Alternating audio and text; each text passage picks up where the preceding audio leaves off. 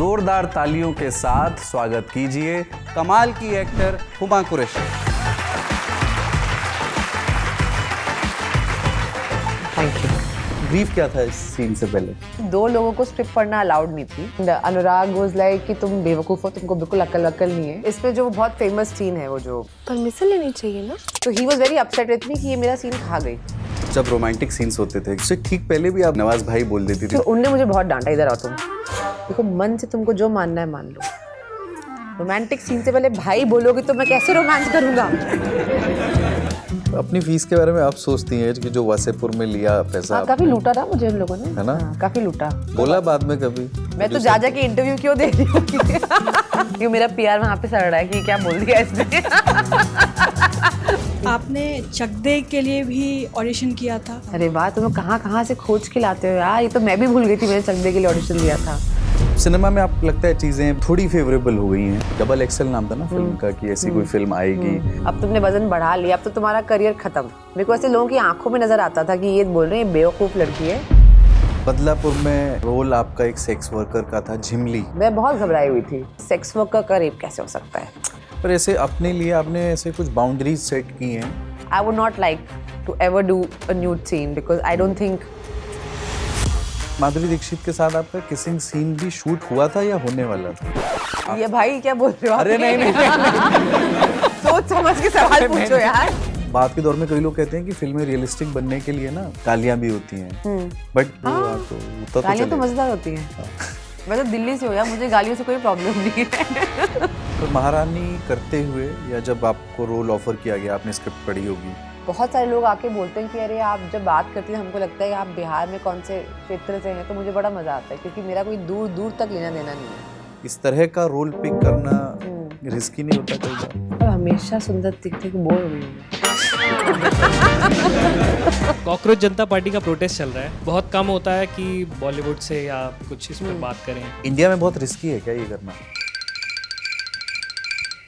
क्या स्वीटली सवाल पूछा है ना एकदम, और हल्की सी मुस्कान के साथ, और मैं फंस जाऊंगी।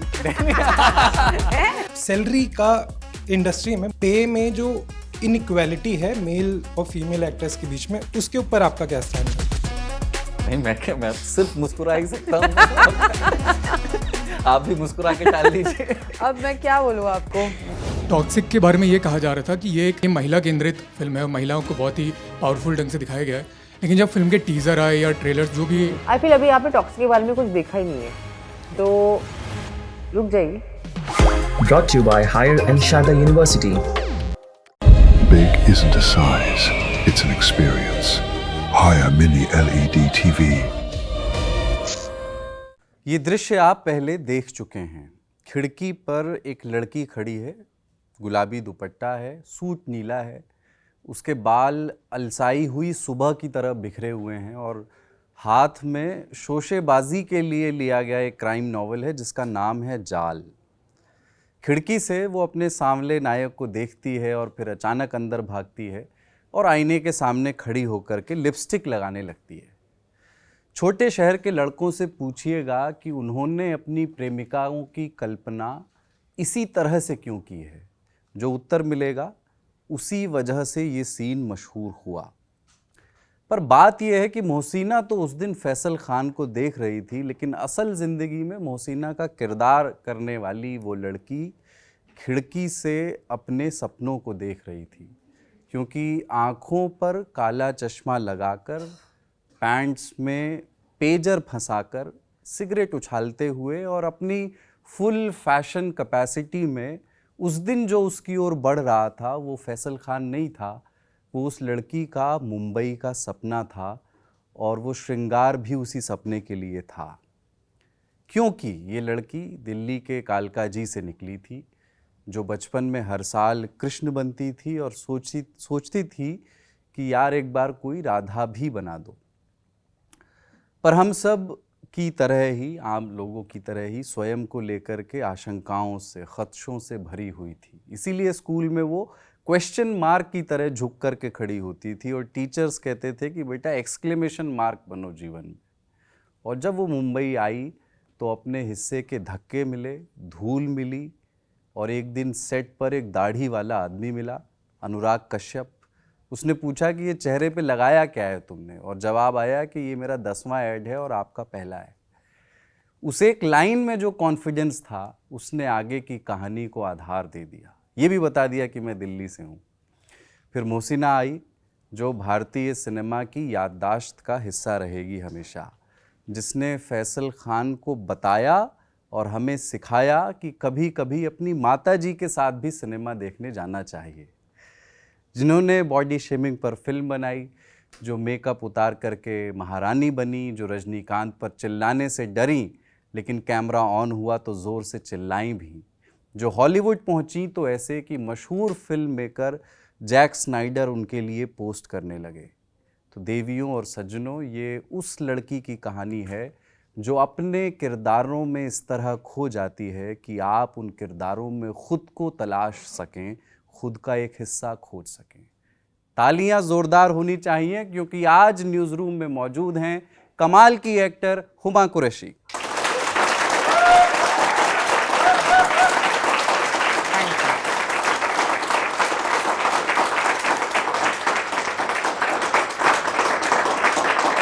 कितना अच्छा बोलते हो आप। बहुत बहुत स्वागत आपका। मैं तो स्पीचलेस हो गई हूँ, अब मैं क्या बोलूँ। Thank you.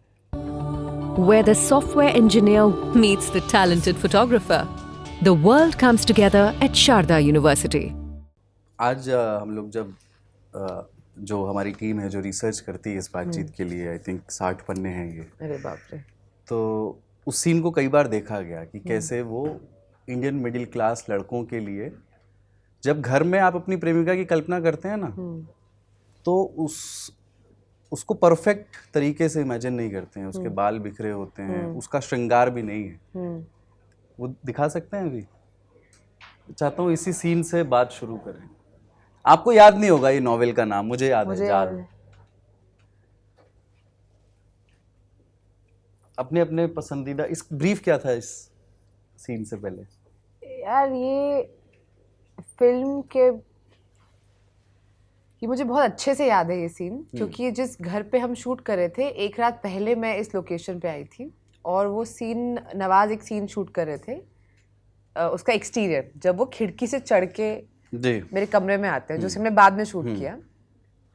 तो इस सीन जब हमने शूट किया उसके रात पहले नवाज ना, मतलब जैसे बिल्ली खंबा नहीं चढ़ती है, बिना हार्नेस, बिना किसी चीज़ के, वो ऐसे पट पट पट पट पट खंबा चढ़ गए। And we were like amaze कि यार ये कोई इंसान इतना एजाइल कैसे हो सकता है। तो एंड मुझे याद है फिर अगली अर्ली मॉर्निंग हम ये सीन शूट करने आए और मेरा मुंह अच्छा खासा सूजा हुआ था, तो मैं सारी हीरोइनों की तरह बोल रही थी कि अरे इतने सुबह सुबह हम शूट कर रहे हैं।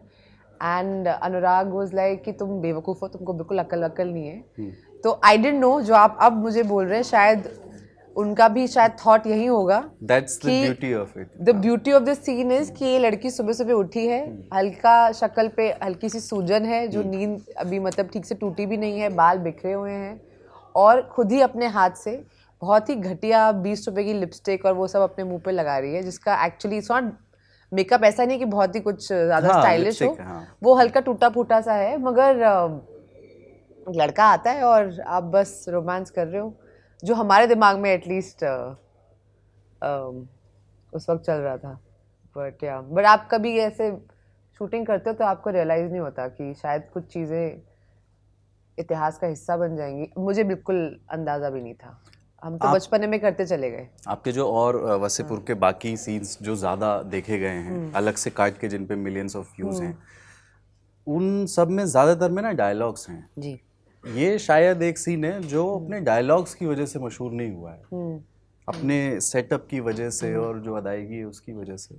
और पहली बार में छूट गई सिगरेट जो दूसरी बार में पकड़ में आती है, वो तो नवाजुद्दीन सिद्दीकी का मैजिक है, वो तो कमाल का। और अनुराग का भी 100%। अब आप नवाज बोलने लगी, उनको पहले भैया बोलती थी भाई। नवाज भाई। अभी हमने हाल फिलहाल में एक और फिल्म की, तो अब तो कंफर्म मैं भाई बोलूँगी तो मतलब बटाई होगी मेरी। और मुझे लगता है हमारी ये तीसरी फिल्म है, अब जाके एक अलग तरह की दोस्ती हुई है। पहले आई थिंक इस फिल्म में तो मुझसे बात ही नहीं करते थे, वो बहुत शर्मा के रहते थे, तो अब और मुझे लगता था कि यार पहले मेरे हीरो हैं, पहले को स्टार हैं, मुझे जाके बात करनी चाहिए, और मैं वैसे भी दिल्ली से हूँ, तो बोलते ना क्या बोलते हैं उसे, नॉर्थ इंडियन ओपननेस, एरोगेंस, बदतमीजी, जो मर्जी बोले, वो कूट कूट के भरी है मेरे अंदर। तो मैं तो हमेशा कोशिश करती थी कि जाके मुझसे भाई बात कर लें, एंड जितना मैं कोशिश करती थी उतना वो आई थिंक दूर हो जाते थे। अब जाके आई थिंक हमारी फाइनली दोस्ती हुई है, तो अब मैं उनको नवाज बोलती हूँ, और वो मुझे बोलते हैं हुमा कुरैशी। पूरा नाम? हुमा कुरैशी। कैसी हो तुम हुमा कुरैशी? जब रोमांटिक सीन्स होते थे गैंग्स ऑफ वासेपुर में, तो उससे ठीक पहले भी आप भैया, भाई, नवाज भाई बोल देती थी, तो हाँ, उन्हें कहना पड़ा कि यार रोमांटिक सीन से पहले मत बोलो। यार अब मतलब नवाज को सब भाई बोलते हैं। अच्छा। तो एक रिस्पेक्ट, और आज से नहीं, मतलब शुरू से भाई बोलते हैं, तो अब सब बोल रहे थे, मुझे लगता है ये चलन होगा, हमको भी भाई बोलना चाहिए। अब आप भाई ना बोलो, बदतमीजी हो जाए तो और मुसीबत है। करेक्ट, इट्स लाइक, तो मैं तो उस लिहाज से बोल रही थी। और हम, एंड बिकॉज आई थिंक मैं थिएटर से हूँ, तो वो वाला कुछ कॉन्सेप्ट था नहीं। आप जब थिएटर में एक्टिंग करते हो तो आप, आज आपने रोमांटिक सीन कर लिया, कल आप पेड़ बन गए, परसों आपने कुछ और कर लिया, तो ऐसा कुछ थॉट नहीं होता कि अच्छा अब मतलब हमारा पर्सनल रिश्ता क्या है, और हम किरदार क्या प्ले करें। कभी आप 60 साल की बुढ़िया का रोल कर रहे हो, कभी आप किसी जवान का रोल कर रहे हो। So I don't have that concept only. तो मैं तो भाई बोल दिया, मतलब हम आपको मन से क्या मानूं और मैं रोल क्या कर रही हूँ, उसका कोई आपस में तालमेल है नहीं।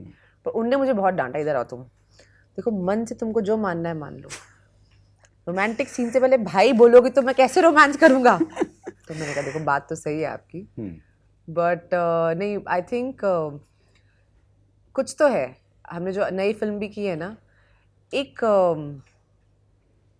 अजीब सी दोस्ती है। आई थिंक नवाज ने बहुत ब्यूटीफुली इसको बोला, मतलब ऐसा उनका कहना है, तो मैं उनको बोल रही हूँ। उन्होंने बोला कि जैसे केट विंसलेट और लियोनार्डो की दोस्ती नहीं है, वैसे हमारा कुछ ऐसा एक रिलेशनशिप है विच इज़ अनरियल। हम सालों साल बात ना करें, और ऐसा नहीं कि हम लोग रोज़ मिलते हैं, हमारी कोई बहुत गहरी दोस्ती है, बट एक ना आप किसी को देखते हो, उसका काम देखते हो, आप हमेशा आपके दिल से दुआ निकलती है, और आपको लगता है ये इंसान हमेशा सही रहे, खुश रहे। एंड हम जब सीन करते हैं, दोनों एकदम खाओ एक्टर है, कि ऐसे हमेशा रहते हैं कि अच्छा अब ये क्या करने वाला है, अच्छा अब ये क्या करने वाली है। तो हम हमेशा उस कंपटीशन में रहते हैं। लाइक आई डिडंट नो, मुझे इस फिल्म में नवाज ने बताया कि हम जब बदलापुर, क्या नाम है फिल्म का? तीसरी बार उम्र कैद। उम्र कैद फिल्म का नाम है उम्र कैद। अब वो भी अभी फिलहाल ही शूटिंग खत्म की है। तो इसमें जो बहुत फेमस वो सीन है, वो जो हाथ रखने वाला, परमिशन लेना चाहिए। हाँ, तो हाथ रखने वाले सीन में ये वाला। तो ये सीन करते वक्त मुझे अनुराग ने बोला कि तुम नवाज को डांट देना। तो मैं तो वो कॉन्सेप्ट लेके आई थी कि भाई मुझे डांटना है, और नवाज के दिमाग में स्टोरी ये चल रही थी, बिकॉज कश्यप साहब ये करते हैं कि 2 एक्टर्स होते हैं, अलग अलग ब्रीफ देते हैं। तो मुझे ब्रीफ दी गई थी कि बेटा तुम जो है ना इनको डांट देना, और नवाज को तो ब्रीफ ये थी कि ये तो तुम्हारे साथ ये घटना घटी है। तो नवाज को लगा सीन तो मेरा है। अब जैसे ही एक्शन हुआ, वो आके बैठे, मैंने बड़ा बोलना शुरू कर दिया। तो नवाज वाज लाइक, मेरे को तो मौका ही नहीं मिला कि मैं कुछ बीच में बात अपनी रख पाऊँ। तो he was very upset with me कि ये मेरा सीन खा गई। तो फिर हमने जब बदलापुर की शूटिंग की, तो वहाँ पे एक बहुत पॉपुलर सीन है, जब मैं वो जेल में मैं उनसे मिलने जाती हूँ, तब नवाज ने बोला, मैं डिसाइड करके आया था कि इसको मौका नहीं दूंगा कुछ भी बोलने का। तो अगर आपके पास वो सीन है, आपको याद होगा। हाँ, शायद। पर इसमें इसके डायलॉग्स लिखे नहीं गए थे ना? नहीं, बस ऐसे बता दिया कि ये सिचुएशन है, अब खेलो। पर आई थिंक हम दोनों नहीं डरते हैं उस चीज़ से, क्योंकि अगेन लाइक आई सेड, क्योंकि थिएटर से शुरुआत है, तो इम्प्रोवाइज करना कोई मतलब इतना कोई it's not a scary thing, क्योंकि कोई ऐसा भी नहीं, कोई गलती हो जाएगी तो फिर से कर लेंगे। अभी भी मुझे लगता है कि मैं जब सेट पे जाती हूँ, तो मेरा ये दिमाग में कॉन्सेप्ट नहीं होता है कि ये ऐसे ही बोलना चाहिए। आई in fact enjoy working with actors जो कहते हैं चलो खेलते हैं, आप बोलो कुछ भी, ले जाओ कहीं पे भी सीन, फिर हम भी खेलेंगे। आई थिंक वो जो खेलने का मज़ा होता है ना एक सीन के अंदर, वो सीन को मुझे तो बहुत मज़ा आता है, उसको अलाइव रखता है। अब आपको पता ही नहीं सामने वाला क्या बोलने वाला है। अगर आपने एकदम ही कोई जोक हो या कोई बात हो, तो एकदम डेड हो जाता है, एकदम स्टेल हो जाता है। वहीं ऐसे रिएक्शन आएगा, फिर मैं उठाऊंगी, फिर पीऊँगी, तो वो बहुत मज़ा नहीं आता। तो I like actors like Nawaz, like I work with Irfan साहब, good actors. I feel you don't know what they gonna do, आपको नहीं पता, उनका हर टेक अलग होता है, और उनको भी नहीं पता होता। आपके लिए भेलपुरी आ गई, आ जाइए, इस तरफ से आ जाइए।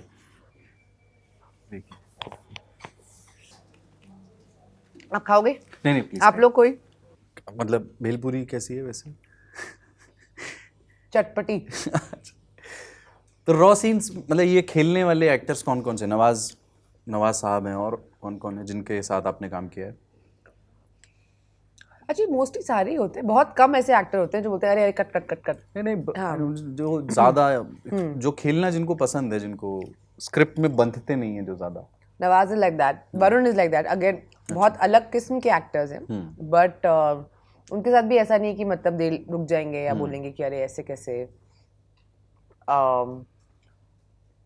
सारे एक्चुअली लगभग, इवन अक्षय सर, मतलब वो उनको कॉमेडी में खैर ज़्यादा मज़ा आता है तो उसमें वो थोड़ा सा खेलना ज़्यादा पसंद करते हैं। बट आई थिंक मोस्टली मैं बहुत फॉर्चुनेट रही हूँ कि जितने भी एक्टर्स साथ मैंने काम किया है वो सब काफ़ी दिग्गज खिलाड़ी हैं।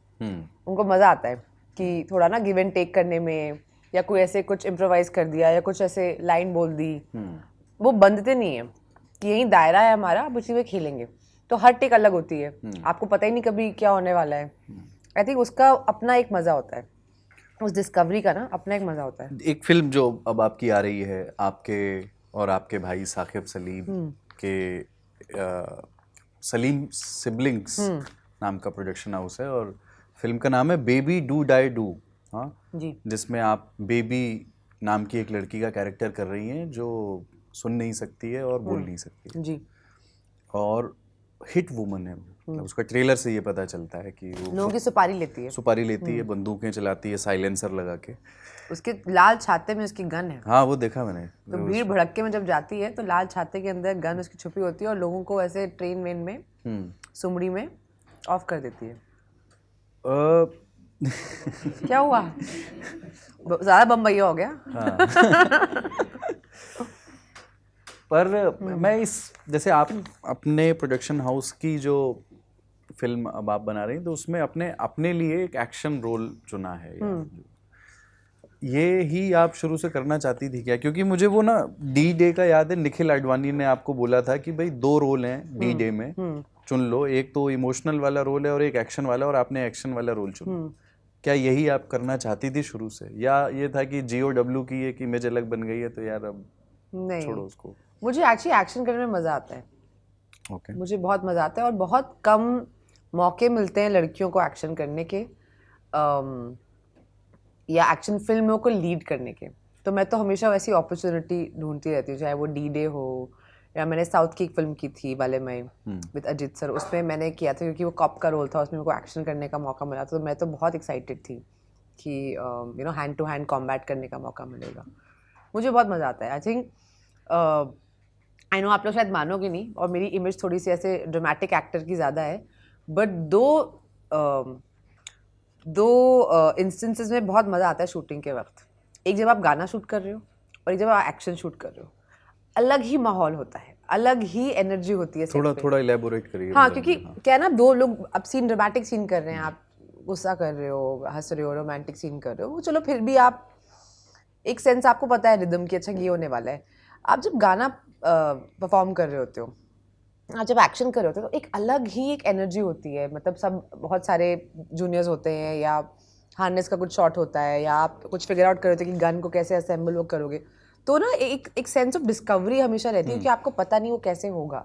तो मुझे उसमें बड़ा मज़ा आता है। लाइक खासकर आप जब हैंड टू हैंड कॉम्बैट करते हो, इट्स ऑलमोस्ट लाइक आप एक कोरियोग्राफी कर रहे हो, क्योंकि आप चाहते नहीं हो कि सामने वाले को चोट लगे या आपको चोट लगे या कुछ दिक्कत आए, तो वो पूरा वो कोरियोग्राफी बैठाना ना अपने आप में वो बहुत मज़ेदार चीज़ होती है। और everybody on set has a lot of energy, तो सब ऐसे ना ऐसे हाइपर अलर्ट में घूम रहे होते हैं, तो मुझे वो एनर्जी में बहुत मज़ा आता है।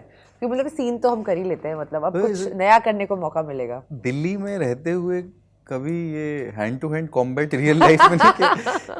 दिल्ली में मौके मिलते रहते हैं वैसे, अगर आप खोजना चाहें तो। हाँ, वो बात तो सही है। मारा है मैंने एक आध लड़कों को थप्पड़ होता, अच्छा। बट आई फील नहीं यार, मेरी जो परवरिश है ना मेरे भाइयों के बीच हुई है, तो मेरे बहुत सारे मतलब फैमिली में कज़न सारे ही लड़के हैं, तो मुझे कभी भी ऐसे उन्होंने तो बिल्कुल लड़की वाला ट्रीटमेंट दिया नहीं। हमेशा कोई टपली मार के चला गया, किसी ने रैग किया, किसी ने कुछ किया, तो मैं बचपन से आई हैव बीन थोड़ा टॉम बॉयश। तो I think may be because of that मैं हमेशा कभी भी गर्ली नहीं रही हूँ। तो मुझे मज़ा आता है एक्शन करने में, और ख़ासकर जैसे मैंने कहा ना कि बहुत कम मौके मिलते हैं, बहुत कम कहानियाँ लिखी जाती हैं हमारी इंडस्ट्री में जहाँ पे लड़कियाँ खुद एक्शन करनी। तो क्या होता है कि आपके साथ कुछ गलत चीज़ हुई है, आपका बदला लेना है, तो हीरो आके अभी बदला लेगा। तो मुझे लगता है कि नहीं भाई, हम ले सकते हैं। मतलब बहुत कम दफ़े ऐसे होते हैं लोग लड़कियाँ हंस रही हैं पीछे से, उनको भी पता है, क्योंकि कभी बहुत कम होता है हमारे आसपास ना कि कुछ प्रॉब्लम हो, हम लड़के को बोलते हैं अच्छा अब क्या करना चाहिए। मोस्टली द विमेन से अच्छा हाँ देखो अब ये करेंगे और वो करेंगे। तो बट फिल्मों में somehow we always turn to the men कि अच्छा अब क्या करना चाहिए हमको। या तो आई फील मुझे बहुत अच्छा लगता है कि मैं थोड़े स्ट्रॉन्ग ऐसे फीमेल कैरेक्टर्स प्ले करूँ। एंग्री यंग मैन तो हमने बहुत देख लिए, बट एंग्री यंग विमेन बहुत कम देखी है। गुस्सा हमको भी बहुत आता है, हमारा भी मन करता है कि हम थोड़ा सा ज़रा क्या नहीं करता है कि नहीं करता है, ये देखो सब ऐसे बट ये जो आइडियाज मुंडी हिला रही है। हाँ, ये जो मॉडर्न प्रोग्रेसिव विचार हैं, किसने बोला मॉडर्न प्रोग्रेसिव विचार है? जस्ट सेइंग, इसको बहुत सारे लोग कहते हैं ना कोट अनकोट, इनसे आपका वास्ता कैसे पड़ा? जैसे कि मिसाल के तौर पर मैं मतलब मेरा एक कहने का अर्थ ये है कि एक कहानी में ये खोजना कि ये इसमें सेवियर हमेशा, मसीहा हमेशा पुरुष क्यों होगा, उसके लिए एक आय चाहिए। तो वो पहली बार ये विजडम या ये आय या कहाँ से आई कि यार ये भी एक नज़रिया है देखने सोचने का। दिल्ली में ही आ गई थी, ये बॉम्बे जाके देखा कोई? नहीं, आई तो दिल्ली में थी, गार्गी कॉलेज में आई थी। बहुत कॉलेज में आई थी, कॉलेज में थिएटर करते हुए आई थी, गार्गी कॉलेज में आई थी। मुझे लगता है कि कॉलेज का खासकर, तो मैं ना मेरी परवरिश एक बहुत बड़े हमारा ख़ानदान है, तो बहुत सारे बच्चे हैं हर ऐसे डिफरेंट हाइट ऑर्डर के। तो मैं कोएड स्कूल में मैं गई, और जब मेरे को कॉलेज की बारी आई, for some reason I went to a girls college. घर वालों का था देखो अच्छा कॉलेज है, गर्ल्स कॉलेज है, घर के पास है, तुम यहीं चले जाओ। और मार्क्स भी मेरे ज़्यादा कुछ 12th में ज़्यादा अच्छे आए नहीं थे।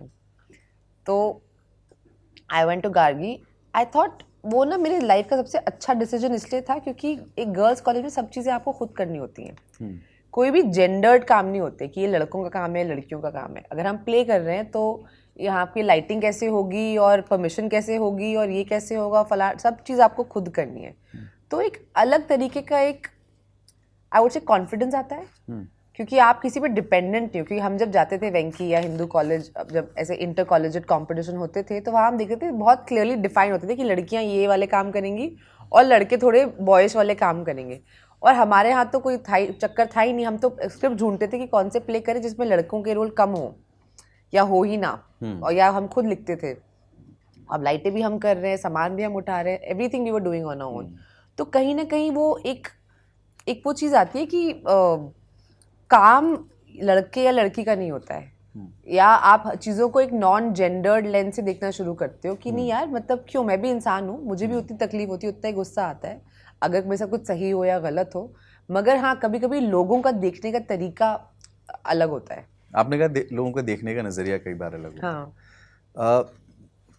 सिनेमा में आप लगता है चीज़ें बहुत थोड़ी फेवरेबल हो गई हैं, बहुत चीज़ें बदल गई हैं अब इस तरह से। जैसे मतलब आज से 15 साल पहले कोई इमेजिन नहीं कर सकता था, डबल XL नाम था ना फिल्म का, कि ऐसी कोई फिल्म आएगी, आप वजन बढ़ा करके उसमें 2 एक्टर आएंगी और काम करेंगी। करेक्ट। तो वो स्पेस तो बन रहा है अब।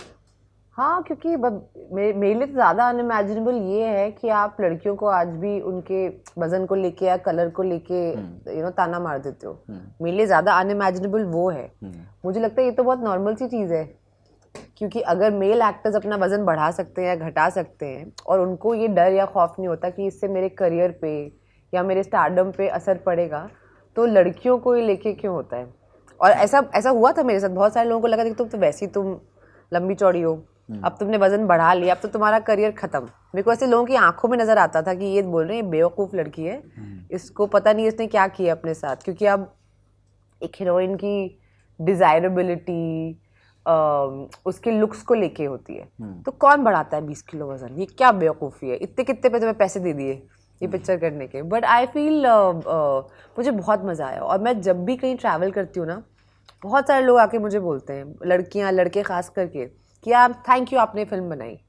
आई ऑल्सो थिंक कि मैं अपनी लाइफ की हीरोइन बन सकती हूँ, या ये फिल्म से मैं बहुत आइडेंटिफाई करती हूँ, या ये मुझे लगता है मेरी ही कहानी है। तो मुझे वो चीज़ बहुत अच्छी लगती है कि यार at least you touch people in some way. और या आपने ऐसे लोगों के बारे में फिल्म बनाई जो कहीं ना कहीं आप कभी भी वो मेन हीरो या हीरोइन अपने आप को इमेजिन नहीं कर सकते। उनको बताया जाता है कि आप जो हो अपनी ही लाइफ में हीरो नहीं बन सकते हो। थोड़ा आप शुरू से शुरू करते हैं। चलो आ जाओ। पिताजी के बारे में बताइए। जब उन्होंने अपना मतलब उनको उनके पिताजी से एक मीट शॉप मिली विरासत में और फिर वो छोड़ करके उन्होंने अपना बिजनेस शुरू किया कबाब का, तब आप पैदा हो गई थी? नहीं, पहले की बात है। उसके पहले। तो हमारा फादर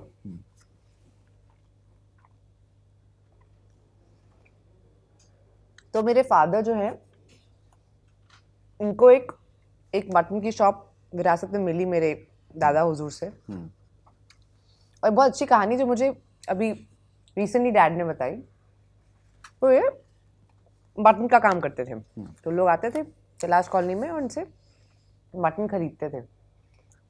तो एक दिन उन्होंने बोला एक कस्टमर मेरे पास आया। Dad must have been about 17 years old। अच्छा, काफ़ी यंग।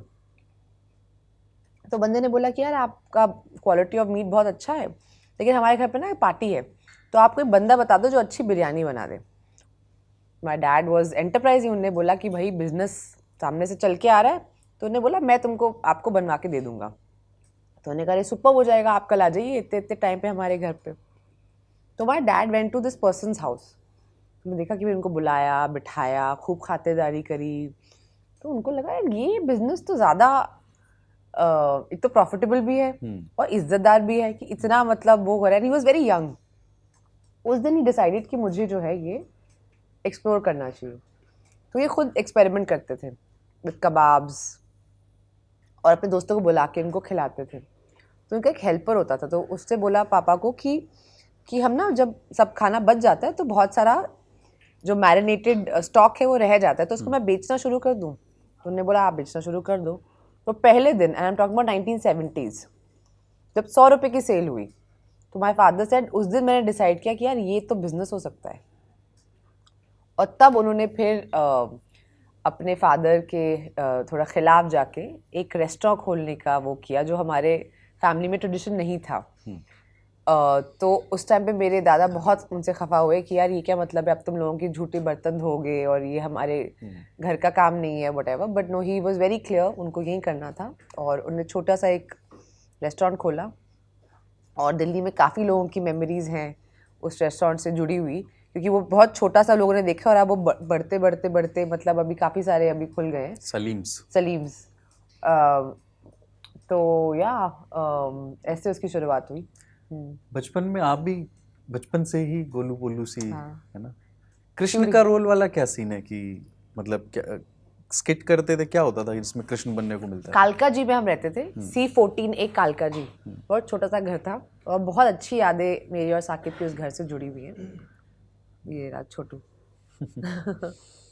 और हमारे ना कॉलोनी में ये था कि सारी फैमिलीज टू गेट टुगेदर और हर त्योहार पे हम लोग कुछ ना कुछ परफॉर्मेंस करते थे। क्रिसमस पे स्किट करते थे, जन्माष्टमी पे, ईद पे, ये हर फेस्टिवल पे सब फैमिलीज पॉटलक टाइप कुछ करते थे और वो कुछ ना कुछ परफॉर्मेंस बच्चे करते थे।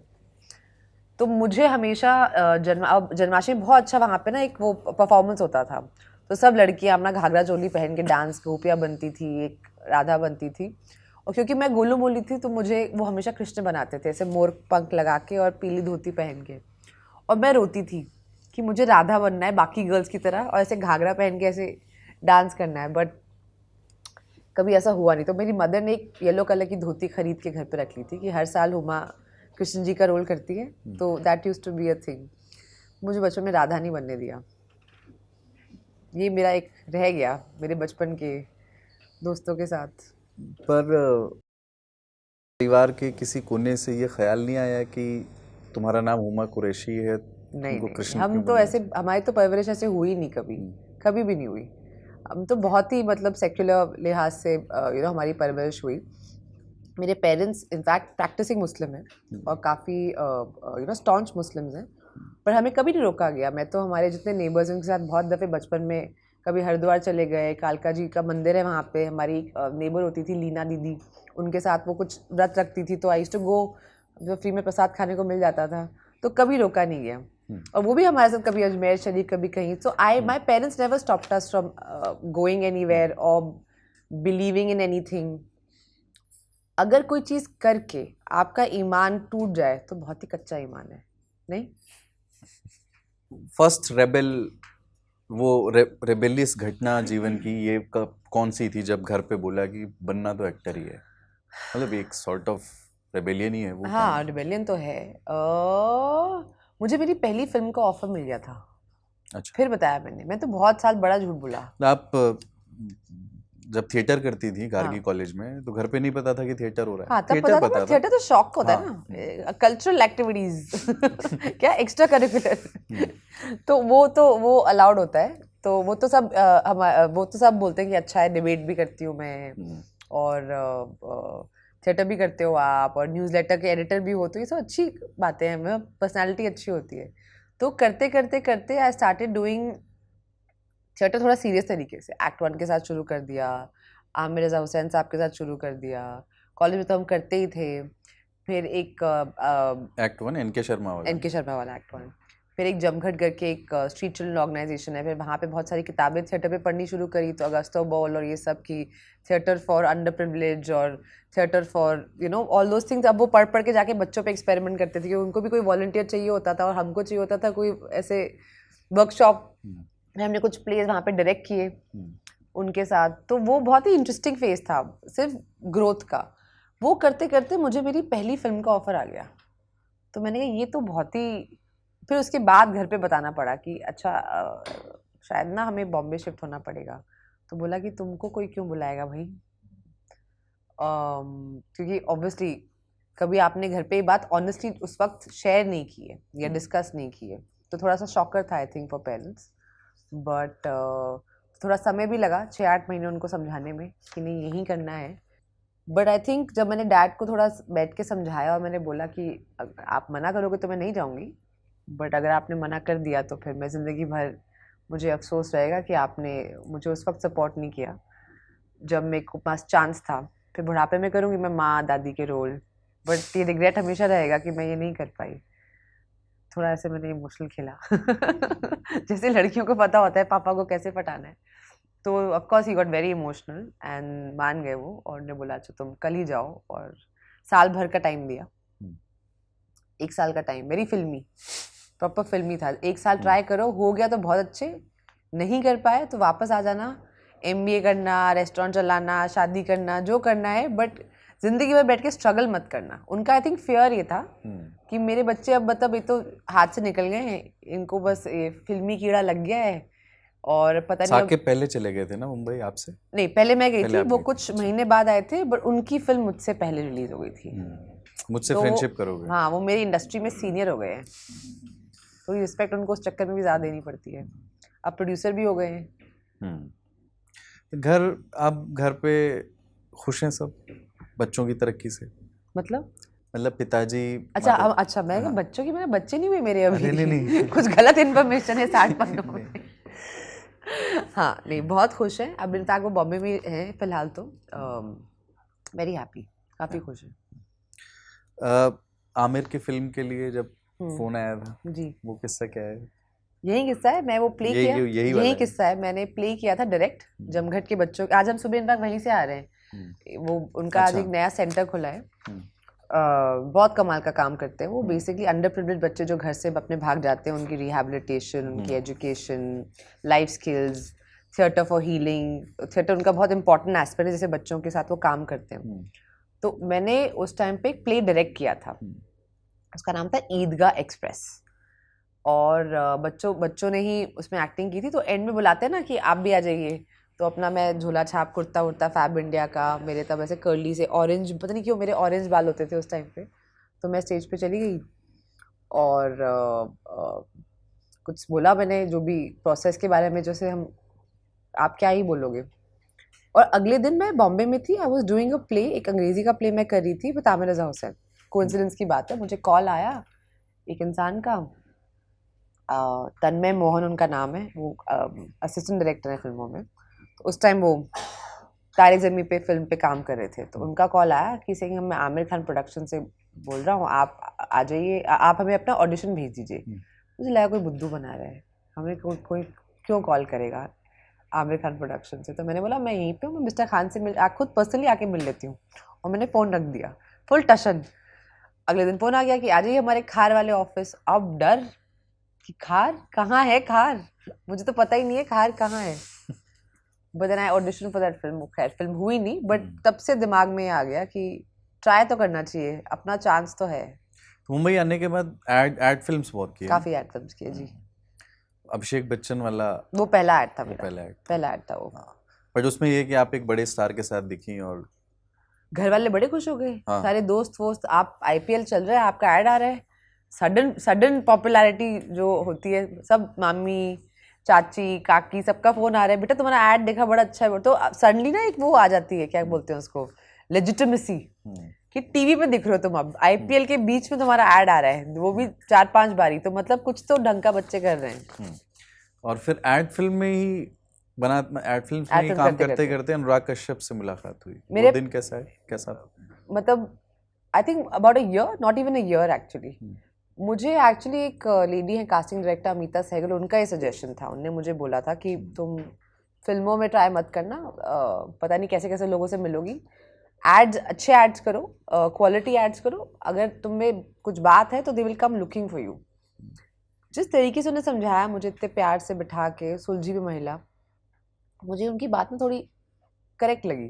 बहुत सब लोग मिलते हैं बॉम्बे में, अजीब अजीब तरह की एडवाइस देते हैं, सारी नहीं सुननी होती। बट उन जिस तरीके से उन्होंने समझाया ना, मैंने कहा ये मुझे लगता है कुछ इसमें बात है। तो मेरा पहला ऐड जो मैंने किया था अभिषेक बच्चन के साथ, मुझे 5,000 रुपये उन्होंने दिए थे उस ऐड के, और सेम प्रोडक्शन हाउस ने मतलब with in less than 6 months lakh रुपए मुझे दिए। तो आई वॉज वेरी हैप्पी कि चलो अपनी कम से कम यहाँ पे रहने के तो पैसे जुगाड़ लिए जाएंगे बॉम्बे में। वासेपुर की फीस क्या थी? मैं आऊंगा इस पे। वासेपुर में कितने रुपए मिलते? उस पे बहुत बातें चलती हैं क्योंकि उसके शूट के दौरान 65 और 75,000 रुपीज, ऐसी कुछ। 65,000, आई थिंक 65,000 रुपीज। हाँ। और शूट के दौरान जब आप लोग रहते थे तो आपको तो कोई एक होटल मिला हुआ था, और वो अनुराग और बाकी लोग जो है किसी गेस्ट हाउस में रहते थे। गंदे गेस्ट हाउस में, अच्छा भी नहीं था, एकदम ही मतलब आप अब हम अपने होटल के बारे में कंप्लेन कैसे करें, क्योंकि डायरेक्टर और नवाज उससे भी घटिया गेस्ट हाउस में रह रहे हैं, तो आप बोलते हो कि अच्छा कंप्लेन नहीं कर सकते। Only Manoj sir had a nice 5-star hotel room. तो बहुत स्टार थे, तो स्टार थे, और वो बहुत ही was very nice to us. तो हमको कभी कभी बुला के लंच वंच कराते थे 5 स्टार में, तो बच्चों को आज तुम्हें मैं लंच कराता हूँ, तो हम बड़े एक्साइटेड होके जाते थे लंच करने। तो आई रिमेम्बर दैट। बट हाँ वो बट उसका अलग मज़ा था। आई थिंक वासन बाला, जय मेहता, अनुभूति कश्यप, श्लोक शर्मा, नीरज घेवन, कोर टीम, विक्की कौशल, ये सारे तो एडीज थे हमारे। तो काफ़ी इंटरेस्टिंग टाइम था, और काफ़ी इंटरेस्टिंग लोग, पता नहीं कुछ अलग ही, वो कुछ मिथिकल सी फिल्म है। मुझे तो लगता था कि ऐसा ही होता होगा, आप पिक्चर करते हो, वो हिट हो जाती है, फिर आप कान भी चले जाते हो, तो नॉर्मल होता होगा। बाद में आपको रियलाइज़ होता है कि नहीं, ये जो हुआ है बेटा, ये स्पेशल घटना है, ये हर फिल्म में नहीं होता है, और आपकी पहली फिल्म में हुआ है, तो दे आर रियली ब्लेस्ड। क्योंकि ऐसा नहीं कि मैंने कोई स्ट्रैटेजी लगा के उसे पिक किया हो, या मैं क्लेम कर सकती हूँ मैंने चूज़ किया हो। Honestly it was right time, right place, किस्मत, आप जो मर्जी बोलो। मतलब मैं भी खुद कभी कभी सोचती हूँ कि मतलब वो ये कैसे हुआ, बट आई थिंक वो मेंट टू बी था।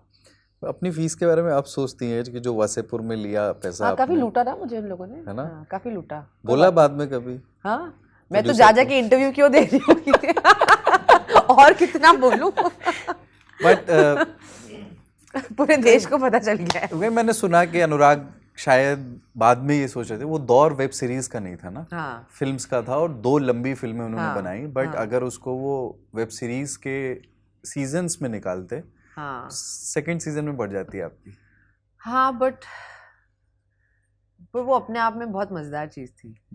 अब देखिए वापस लोग पिक्चरें बना रहे हैं, पार्ट 1 पार्ट 2, हाँ, वो भी है, तो ऐसा आप नहीं बोल सकते हो। बट हाँ, वो आई थिंक गैंग्स ने एक तरीके का एक दौर तो शुरू किया, एक तरीके की राइटिंग, एक तरीके की एक्टिंग, एक तरीके का डायरेक्शन, जो शायद पहले आप फिल्मों में नहीं देख रहे थे। तो आई थिंक डेफिनेटली उस लिहाज से बहुत बड़ी क्लटर ब्रेकर फिल्म है। मुझे लगता है उसके बाद जितनी भी हार्टलैंड ऐसी फिल्में बनती हैं वो बहुत ज़्यादा प्रभावित रहती हैं, वो उससे निकल नहीं पा रही हैं अनलेस कोई और मेकर आके आप कुछ उसको री इमेजिन करे। उसने एक तरीके से वो डिफाइन कर दिया है, चाहे म्यूजिक हो या एक्टिंग हो या कल्चरल रेफरेंसेस हो, वो कहीं ना कहीं वो उसी को वापस आई थिंक रिपीट कर रहे हैं कहीं ना कहीं।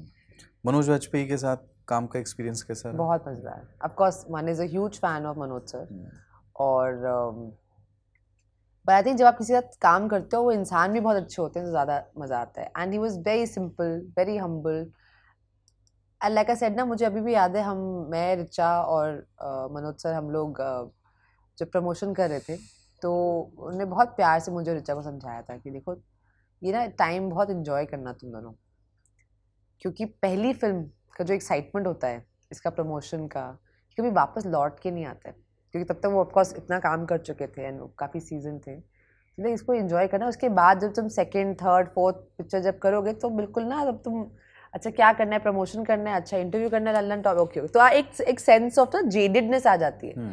बट जो पहली बार की जो एक्साइटमेंट होती है वो कभी लौट के नहीं आती। तो एवरी टाइम जब मैं कोई भी फिल्म का प्रमोशन करने कहीं भी जाती हूँ मेरे को उनकी बात हमेशा याद आती है, because it was very true. और पीयूष मिश्रा के साथ काम करने में? पीयूष सर तो अमेजिंग है। वो ऑफ कोर्स उनके साथ कनेक्शन दूसरा भी है क्योंकि वो एक्ट 1 के मेरे सुपर सीनियर हैं। तो इनफैक्ट जब मैं मुंबई आई भी थी तो बहुत दफ़े जब मैं फ्री होती थी शाम को उनको कॉल करती थी तो वो मुझे कभी कॉफ़ी पिला देते थे और थोड़ा बोलते थे जाके इससे मिल लो, इससे मिल लो। But he was always been very very kind. और उस टाइम पे उनका कुछ ऐसे फेज चल रहा था गैंग्स के टाइम पे, क्योंकि सिर्फ 2 लोगों को स्क्रिप्ट पढ़ना अलाउड नहीं थी गैंग्स ऑफ वासेपुर की, एक थी मैं, एक थे पीयूष मिश्रा। ऐसा मतलब आपका तो रीजन मुझे मालूम है कि क्योंकि उनका भी रोल लिखा नहीं गया था ना। अच्छा। उनको बोला गया था आप सूत्रधार हो, बट वो एवोल्यूशन में था। बट हम दोनों ने फिर चोरी करके स्क्रिप्ट पढ़ ली क्योंकि हम वर्कशॉप पे गए और सबने स्क्रिप्ट पढ़ी हुई थी बारिंग हम दोनों ने। तो फिर हमने किसी एडी को पटा के स्क्रिप्ट पढ़ी और फिर बोला कि इसमें तो कुछ है ही नहीं करने को। बट आई थिंक अनुराग ने दोनों को बोला बैठा के कि ट्रस्ट मी, तुम दोनों ये फिल्म करो, सेट पे मैं बना दूंगा कैरेक्टर। ये भी नहीं बोला उन्हें, बस जस्ट ट्रस्ट मी, सिर्फ इतना बोला। फेस कैसा चल रहा था उनका? मतलब यही वाला ना, बिकॉज हम दोनों अनश्योर थे कि हम कर क्या रहे हैं फिल्म में, तो वो वाला फेस था उनका। तो अनुराग कश्यप से पहली मुलाकात, वापस हम लोग बड़ा वो कर रहे हैं, तो वो क्या था? वो एड में जब मिले और पूछा मेकअप क्या लगा रहा? आपको सब तो पता ही है। नहीं, मुझे पूरा किस्सा नहीं पता है।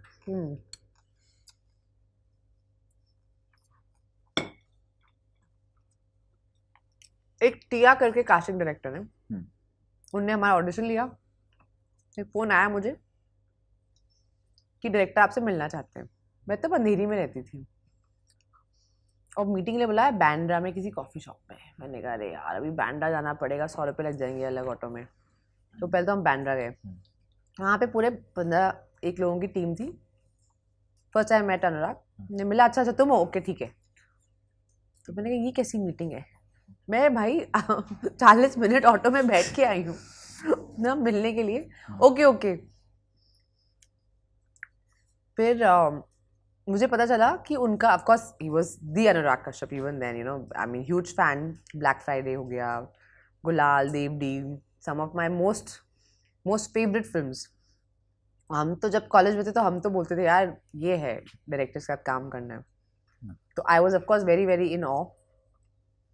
फिर हम जब पता चला कि वो सर का पहला एड था एज अ डायरेक्टर, और तब तक मैं अच्छा खासे एड्स कर चुकी थी और अच्छे खासे अब लाख रुपए तक पर डे पे आ गए थे, तो थोड़ा सा वो वाला फ्लेक्स भी था कि अब हम इतने ऐड कर रहे हैं। तो ये जो घाट आप देख रहे हैं यहाँ पे मेरा पहला शॉट लगाया, वो बिना आमिर सर के था, तो मुझे बुलाया गया और मैं ऑफकोर्स पूरा अपना एड फिल्म की तरह तैयार होके आई। तो मिस्टर कश्यप ने बोला ये क्या है, मेरी पिक्चर में इतना मेकअप नहीं हो सकता। तब मैंने उनको कहा था कि सर आपका पहला ऐड है, मेरा 10वां है, ये लगता है ऐड फिल्म की रिक्वायरमेंट है। ये like shut up, just wash your face. तो इसी घाट पे बैठ के लिटरली, मैं मजाक नहीं कर रही हूँ, मैंने अपना मुंह धोया है उसके पानी से? नहीं, उसके पानी से नहीं, बिस्लेरी के पानी से, बट वहीं पे बैठ के वो तो थोड़ा गड़बड़ हो जाता। हाँ, वो ज्यादा फिल्मी हो जाता। वो ज्यादा फिल्मी हो जाता, बट बिस्लेरी से, बट उसी घाट पे बैठ बट अनुराग ऐसे डांटते हैं क्या? शट अप पाओ, ए तुम लोग क्या कर रहे हो ये सब ऐसे? हाँ, ही डज दैट। या वो आधा बाहर निकलते हैं, ज्यादा मम्बल ज्यादा करते हैं। हाँ, वो एक प्रजाति होती है। डेढ़ इश्किया में अब माधुरी दीक्षित के साथ काम करने का अनुभव। माधुरी की फैन गर्ल रही हैं आप शुरू से? माधुरी की फैन गर्ल रही हूँ, माधुरी की फैन गर्ल रही हूँ। अभिषेक चौबे के साथ काम करके बहुत मज़ा आया, और वो अगेन लाइक बहुत अलग तरह के 3 एक्टर्स जो तीनों बहुत ही कमाल के हैं। Of course Naseer sir, Madhuri ma'am and of course Arshad, तीनों बहुत ही मुख्तलिफ किस्म के actor, very good at what they do, but so different, और सबका वर्किंग स्टाइल बहुत ही अलग। Of course with Madhuri Dixit तो हर इंसान का एक वो रहता है कि उनके साथ काम किया जाए, और क्योंकि आप उनके गाने और उनकी फिल्में देख के बड़े हुए हैं, और कहीं ना कहीं आई थिंक 90s में इट वाज आइदर श्रीदेवी जी और माधुरी जी, दिस वाज द टू, दो नाम चलते थे, 2 नाम। एंड बट आई थिंक वो प्रेशर भी था ना हम पे कि हम इतनी बड़ा एक फ्रेंचाइज कर रहे हैं, इश्किया का पार्ट 2, तो वो भी कहीं ना कहीं था। और स्क्रिप्ट अपने आप में, मतलब मुझे तो लगता है उसकी स्क्रिप्ट बहुत ही कमाल की है, मतलब अपने टाइम के लिए, मतलब इट वाज वेरी बोल्ड कि मतलब एक्चुअली उसका जो हिंज करता है वो इस पे कि एक्चुअली इन दोनों का रिलेशनशिप है, और बहुत ही खूबसूरती से आई थिंक अभिषेक चौबे ने उसको दिखाया था, वो लिहाफ का रेफरेंस देख के और वो सब। तो मुझे अभी भी याद है कि बर्लिन में एक स्क्रीनिंग हुई थी, तो मुझे लोगों ने बोला कि अरे मतलब इस पे कंट्रोवर्सी इंडिया में कैसे नहीं हुई। मैंने समझ ही नहीं है लोगों को लिहाफ का रेफरेंस, कोई पढ़े लिखे हो ज़्यादा तो समझ में आए कि क्या बोल गए। मैं सिर्फ दर्शकों के लिए बता दूं, इस्मत चुगताई की लिखी हुई एक कहानी है लिहाफ, जिन्होंने नहीं पढ़ी हो पढ़िएगा। होमोसेक्सुअलिटी को एक अलग संदर्भ में उन्होंने रखा है, उसके विजुअल्स भी बड़े, मतलब वो कहानी एक्चुअली दृश्यों में ही कही गई है। तो खैर, पर इसमें माधुरी दीक्षित के साथ आपका किसिंग सीन भी शूट हुआ था या होने वाला था? नहीं, ये देखिए कंट्रोवर्सी कैसे फैला रहे हैं। अरे नहीं, मैंने मीडिया में रिपोर्ट्स हैं इसलिए पूछ रहा हूँ। नहीं, वो एक किसी ओरिजिनल ड्राफ्ट में था। अच्छा, स्क्रिप्ट में था, फिर वो चेंज हो गया, और कभी हमने उसे शूट भी नहीं किया, ना उस पर डिस्कशन हुआ। बट हाँ, आई थिंक मैं हमेशा कोशिश करती थी कि एटलीस्ट वो थोड़ा ना सब टेक्स्ट में कहीं ना कहीं आता रहे कि हमारा है, मतलब प्यार मोहब्बत है हमारे बीच में। तो आई थिंक वो आया फिल्म में निकल के भी, बट नहीं, वो हमने शूट नहीं किया था कभी। आई थिंक वो थोड़ा ज़्यादा हो जाता शायद। बदलापुर में रोल आपका एक सेक्स वर्कर का था, झिमली कैरेक्टर का नाम था, बट आप अनश्योर थी कि ये करना चाहिए मुझे या नहीं, है ना? डरी हुई थी। क्यों? खौफ ज्यादा थी मैं एकदम, क्योंकि मतलब इतना मैंने कभी बोल्ड कैरेक्टर कभी प्ले नहीं किया था, और मुझे समझ नहीं आ रहा था वो होगा कैसे। मैं बहुत घबराई हुई थी। ऑफ कोर्स लालच था टू वर्क विद श्रीराम नागरवन, जो मेरे हिसाब से मतलब is one of the best film makers, and उनके साथ काम करके तो और भी ज़्यादा मैं उनकी फ़ैन बन गई, क्योंकि वो इतने सेंसिटिव और इतने प्यारे इंसान हैं। But I was very scared कि वो कैसे होगा, बिकॉज ऐसे फिल्में या ऐसा सीन आई डोंट थिंक कभी भी इंडियन सिनेमा में किया गया है, जहाँ पे मतलब ट्रिकी है ना, मैं एक सेक्स वर्कर प्ले कर रही हूँ, बट जब इसके साथ कुछ गलत होता है, वह लिटरली जो प्रोटैगनिस्ट है, जो हीरो है, ही रेप्स हर। तो सबसे पहले तो अपने आप में ही वो एक कंट्रोवर्शियल किस्सा है कि सेक्स वर्कर का रेप कैसे हो सकता है। वो तो आप उनको एक नज़र से देखते हो, तो उसके लिए सिंपैथी क्रिएट करना, उसके लिए एक ऑडियंस के दिमाग में एक फीलिंग क्रिएट करना कि नहीं, इसके साथ गलत हुआ। विच इज़ वाई जो उसका लास्ट सीन है फिल्म का, जब मैं वरुण के पास आके ऑलमोस्ट बोलती हूँ कि तुम्हारा बदला तो पूरा हो गया, आप क्या करोगे, वो उसकी लैंडिंग ही तभी होगी अगर आपको उसके लिए बुरा लगेगा और तुम मानोगे कि उसने जो किया है वो गलत है। तो बहुत ही ट्रिकी था। एंड देन ऑफ कोर्स जो यूजुअल बात होती है कि how much will you show, how much will you not show, but I think again it's a film I am so proud of and ये ऐसी फिल्म है चाहे मेरा रोल शायद अगेन बहुत ही छोटा हो, बट मुझे इतना प्यार मिलता है इस फिल्म के लिए.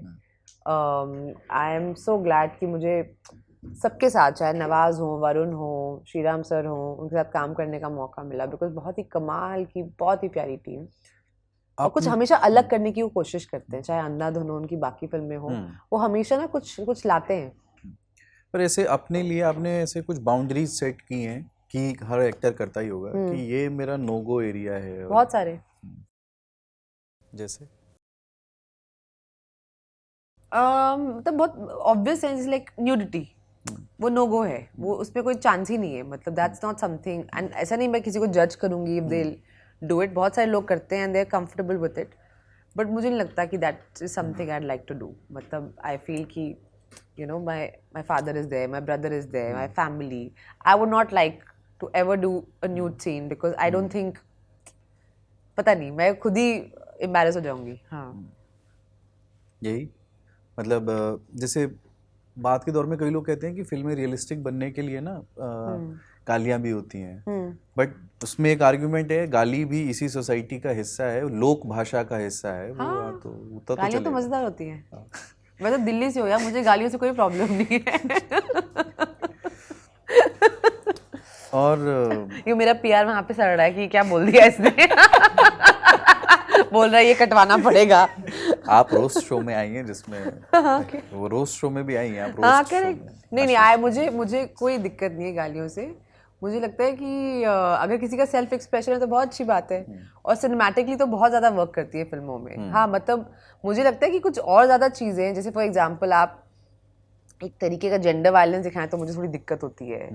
तो मतलब मुझे वो चीज़ें ज़्यादा प्रॉब्लमैटिक लगती हैं. किसी कैरेक्टर ने मतलब मस्ती मजाक में किसी को गाली दे दी तो वो आई फील लाइक कि चलो वो एक कलोकियली निकल जाती है. उसका सेल्फ एक्सप्रेशन है, उसको मतलब आप उसको एक तरीके से देख सकते हो, बट आप बियॉन्ड अ सर्टेन पॉइंट से जज नहीं कर सकते.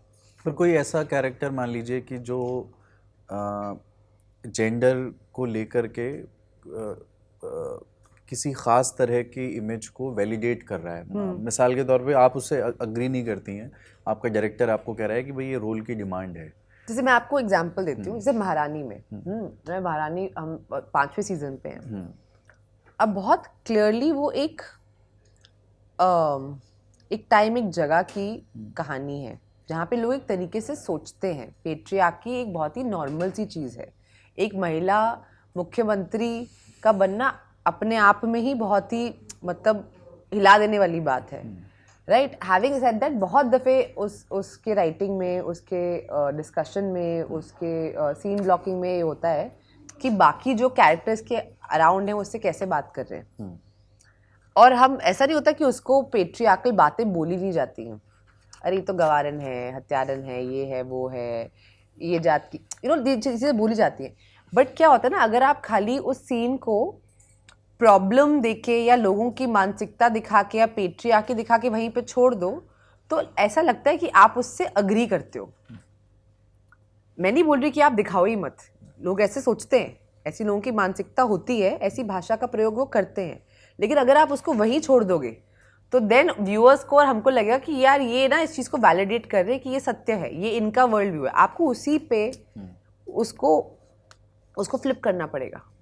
तो अगर रानी भारती को कोई उल्टी बात बोलता है और उसका जवाब वो नहीं देती है, so that means we are agreeing कि what the other characters are saying वो सही है.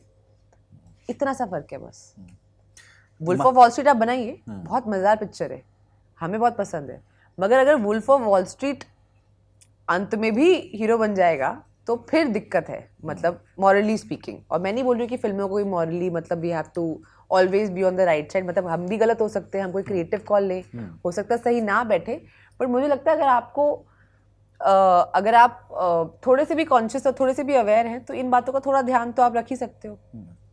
पर महारानी करते हुए या जब आपको रोल ऑफर किया गया, आपने स्क्रिप्ट पढ़ी होगी, तो क्या आपके लिए कोई नई दुनिया खुली जिससे आप ना वाकिफ थी इसके पहले? क्योंकि बिहार का बैकग्राउंड था, 3 बच्चों की माँ, 4वीं 5वीं पढ़ी हुई, वो चीफ मिनिस्टर बनती है एक्सीडेंटल, और उसके बाद उसको पॉलिटिक्स के गुर सीखने हैं. पर उससे भी ज़्यादा जो वहाँ के रीजनल कॉन्फ्लिक्ट्स हैं जो हाँ, दिख रहे हैं, correct. उसमें कास्ट एक बड़ी चीज़ है। आई डोंट नो दिल्ली में रहते हुए आपने वो कितना देखा होगा, कुछ नई चीज़ें समाज के बारे में। बहुत सारी नई चीज़ें मैं ये तो क्लेम नहीं कर पाऊंगी कि मुझे पूरी तरह से समझ आ गई हैं, बट आई फील जो मेरी परवरिश है बहुत ही साउथ दिल्ली और डी यूनिवर्सिटी टाइप है, तो मुझे लगता है ये कैरेक्टर करने के बाद थोड़ी बहुत समझ आई और थोड़ी बहुत मैंने शायद उसे इमिटेट करने की कोशिश करी। वो सही पड़ गई, हो सकता है सही ना पड़ती, क्योंकि मुझे लगता नहीं है कि मैं शायद पूरे तरीके से समझ पाई हूँ, अगर मैं बिल्कुल कैंडिड और बिल्कुल ऑनेस्टली आपको बता रही हूँ। बट क्यूरियोसिटी मेरे में हमेशा है कि मुझे जानना है और समझना है, और तो मैं हमेशा ना उसको उस लेंस से देखती हूँ कि यार ये महिला अगर है वहाँ पे और ये ऐसा सोच रही है, ऐसा कर रही है, तो मुझे इसके माइंडसेट में आके वैसा सोचना है। मैं अपना माइंडसेट इस पर लगा नहीं सकती हूँ कि हुमा कुरैशी क्या सोचती है, कैसे एक्ट और रिएक्ट करती है, और कहीं ना कहीं may be that is the reason why that character works. अगर मैं अपना माइंडसेट उसमें लगाती, अपनी पॉलिटिक्स उसमें लगाती, तो शायद वो इतना वर्क नहीं करता, क्योंकि आपके और इसके बीच में हमेशा एक वो कॉन्फ्लिक्ट रहता। मैं बिहार की पॉलिटिक्स या कास्ट सिस्टम या इसको मैं I can not claim I understand it fully, but yes जो मुझे मज़ा आता है कैरेक्टर प्ले करने में, मुझे लगता है कि हर इंसान, चाहे वो एक कोई मिडिल क्लास महिला हो या कोई भी शख्स हो, उसको अपने लाइफ का हीरो तो बनना ही होता है।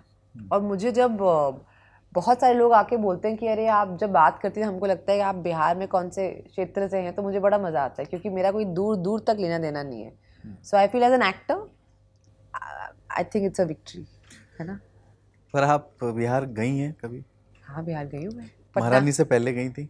नहीं। हाँ, पटना गई थी मैं, सिर्फ नहीं, पटना भी गई थी और मैं किशनगढ़ भी गई हूँ। Kishanganj, sorry, Kishanganj, my bad, Kishanganj भी गई हूँ।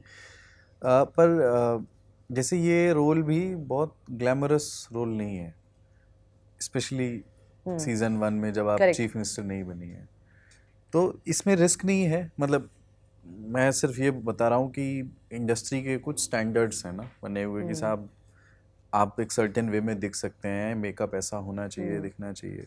इस तरह का रोल पिक करना रिस्की नहीं होता कई बार? अब हमेशा सुंदर दिखते कि बोर हो गई हूँ मैं। कितना सुंदर दिखूं?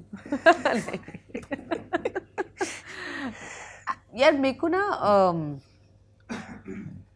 पता नहीं, शायद बचपन से ना वैसे कैरेक्टर करके बड़ा मजा आता है जिसमें ना कुछ तरीके का ट्रांसफॉर्मेशन होता है। मुझे लगता है अगर आप वही सिर्फ नॉर्मल ऐसे बाल ब्लो ड्राई करके और ऐसे अच्छे से कपड़े पहन के चले जाओ, ये तो मैं नॉर्मली भी ऐसी दिखती हूँ, तो उसमें मैं क्या अलग कर रही हूँ? अगर मैं काम पे जा रही हूँ तो कुछ तो आज कुछ खेलते हैं ना, कुछ कीड़ा करते हैं। और हमेशा at least when I was growing up, जब मैं थिएटर भी करती थी, तो वो एक्टर्स हमेशा जब वो कुछ अपने आप के साथ, चाहे उनकी चाल हो, बाल हो, एक्सेंट हो, जब वो कुछ ट्रांसफॉर्मेशन करते थे, वो परफॉर्मेंसेस हमेशा हमको छू जाती हैं, एज अपोज टू जो जेनेरिक एक कुछ चल रहा होता था। तो मेरी कोशिश तो हमेशा वो चलती है कि मैं अपनी वो 4-5 ऐसे रोल अपने लाइफ में कर पाऊँ जो लोग देख के बोलें कि यार ये कुछ तो अलग किया इसने। दोस्त में से बिहारी पड़ गए। तो सुभाष कपूर के साथ काम करने का अनुभव कैसा? बहुत मज़ेदार, अमेजिंग। मिस्टर सुभाष कपूर, नंदन जी, Uma ji, show creator, writers जो हैं हमारे शो के, हमेशा ना एक ये डिस्कशन चलता है कि औरतों के लिए जब कैरेक्टर किरदार लिखे जाते हैं तो मर्द उसे लिख नहीं पाते हैं, क्योंकि अपने परसेप्शन से आते हैं। बट ये तीनों के बारे में मैं कहूँगी कि जो अंडरस्टैंडिंग ये लाए हैं इस शो में, और द रीज़न ये शो इतना सक्सेसफुल है और इसके सीज़न आफ्टर सीज़न बनते चले जा रहे हैं, इज़ अगेन वो सिर्फ एज अ हीरो कैरेक्टर लिखते हैं।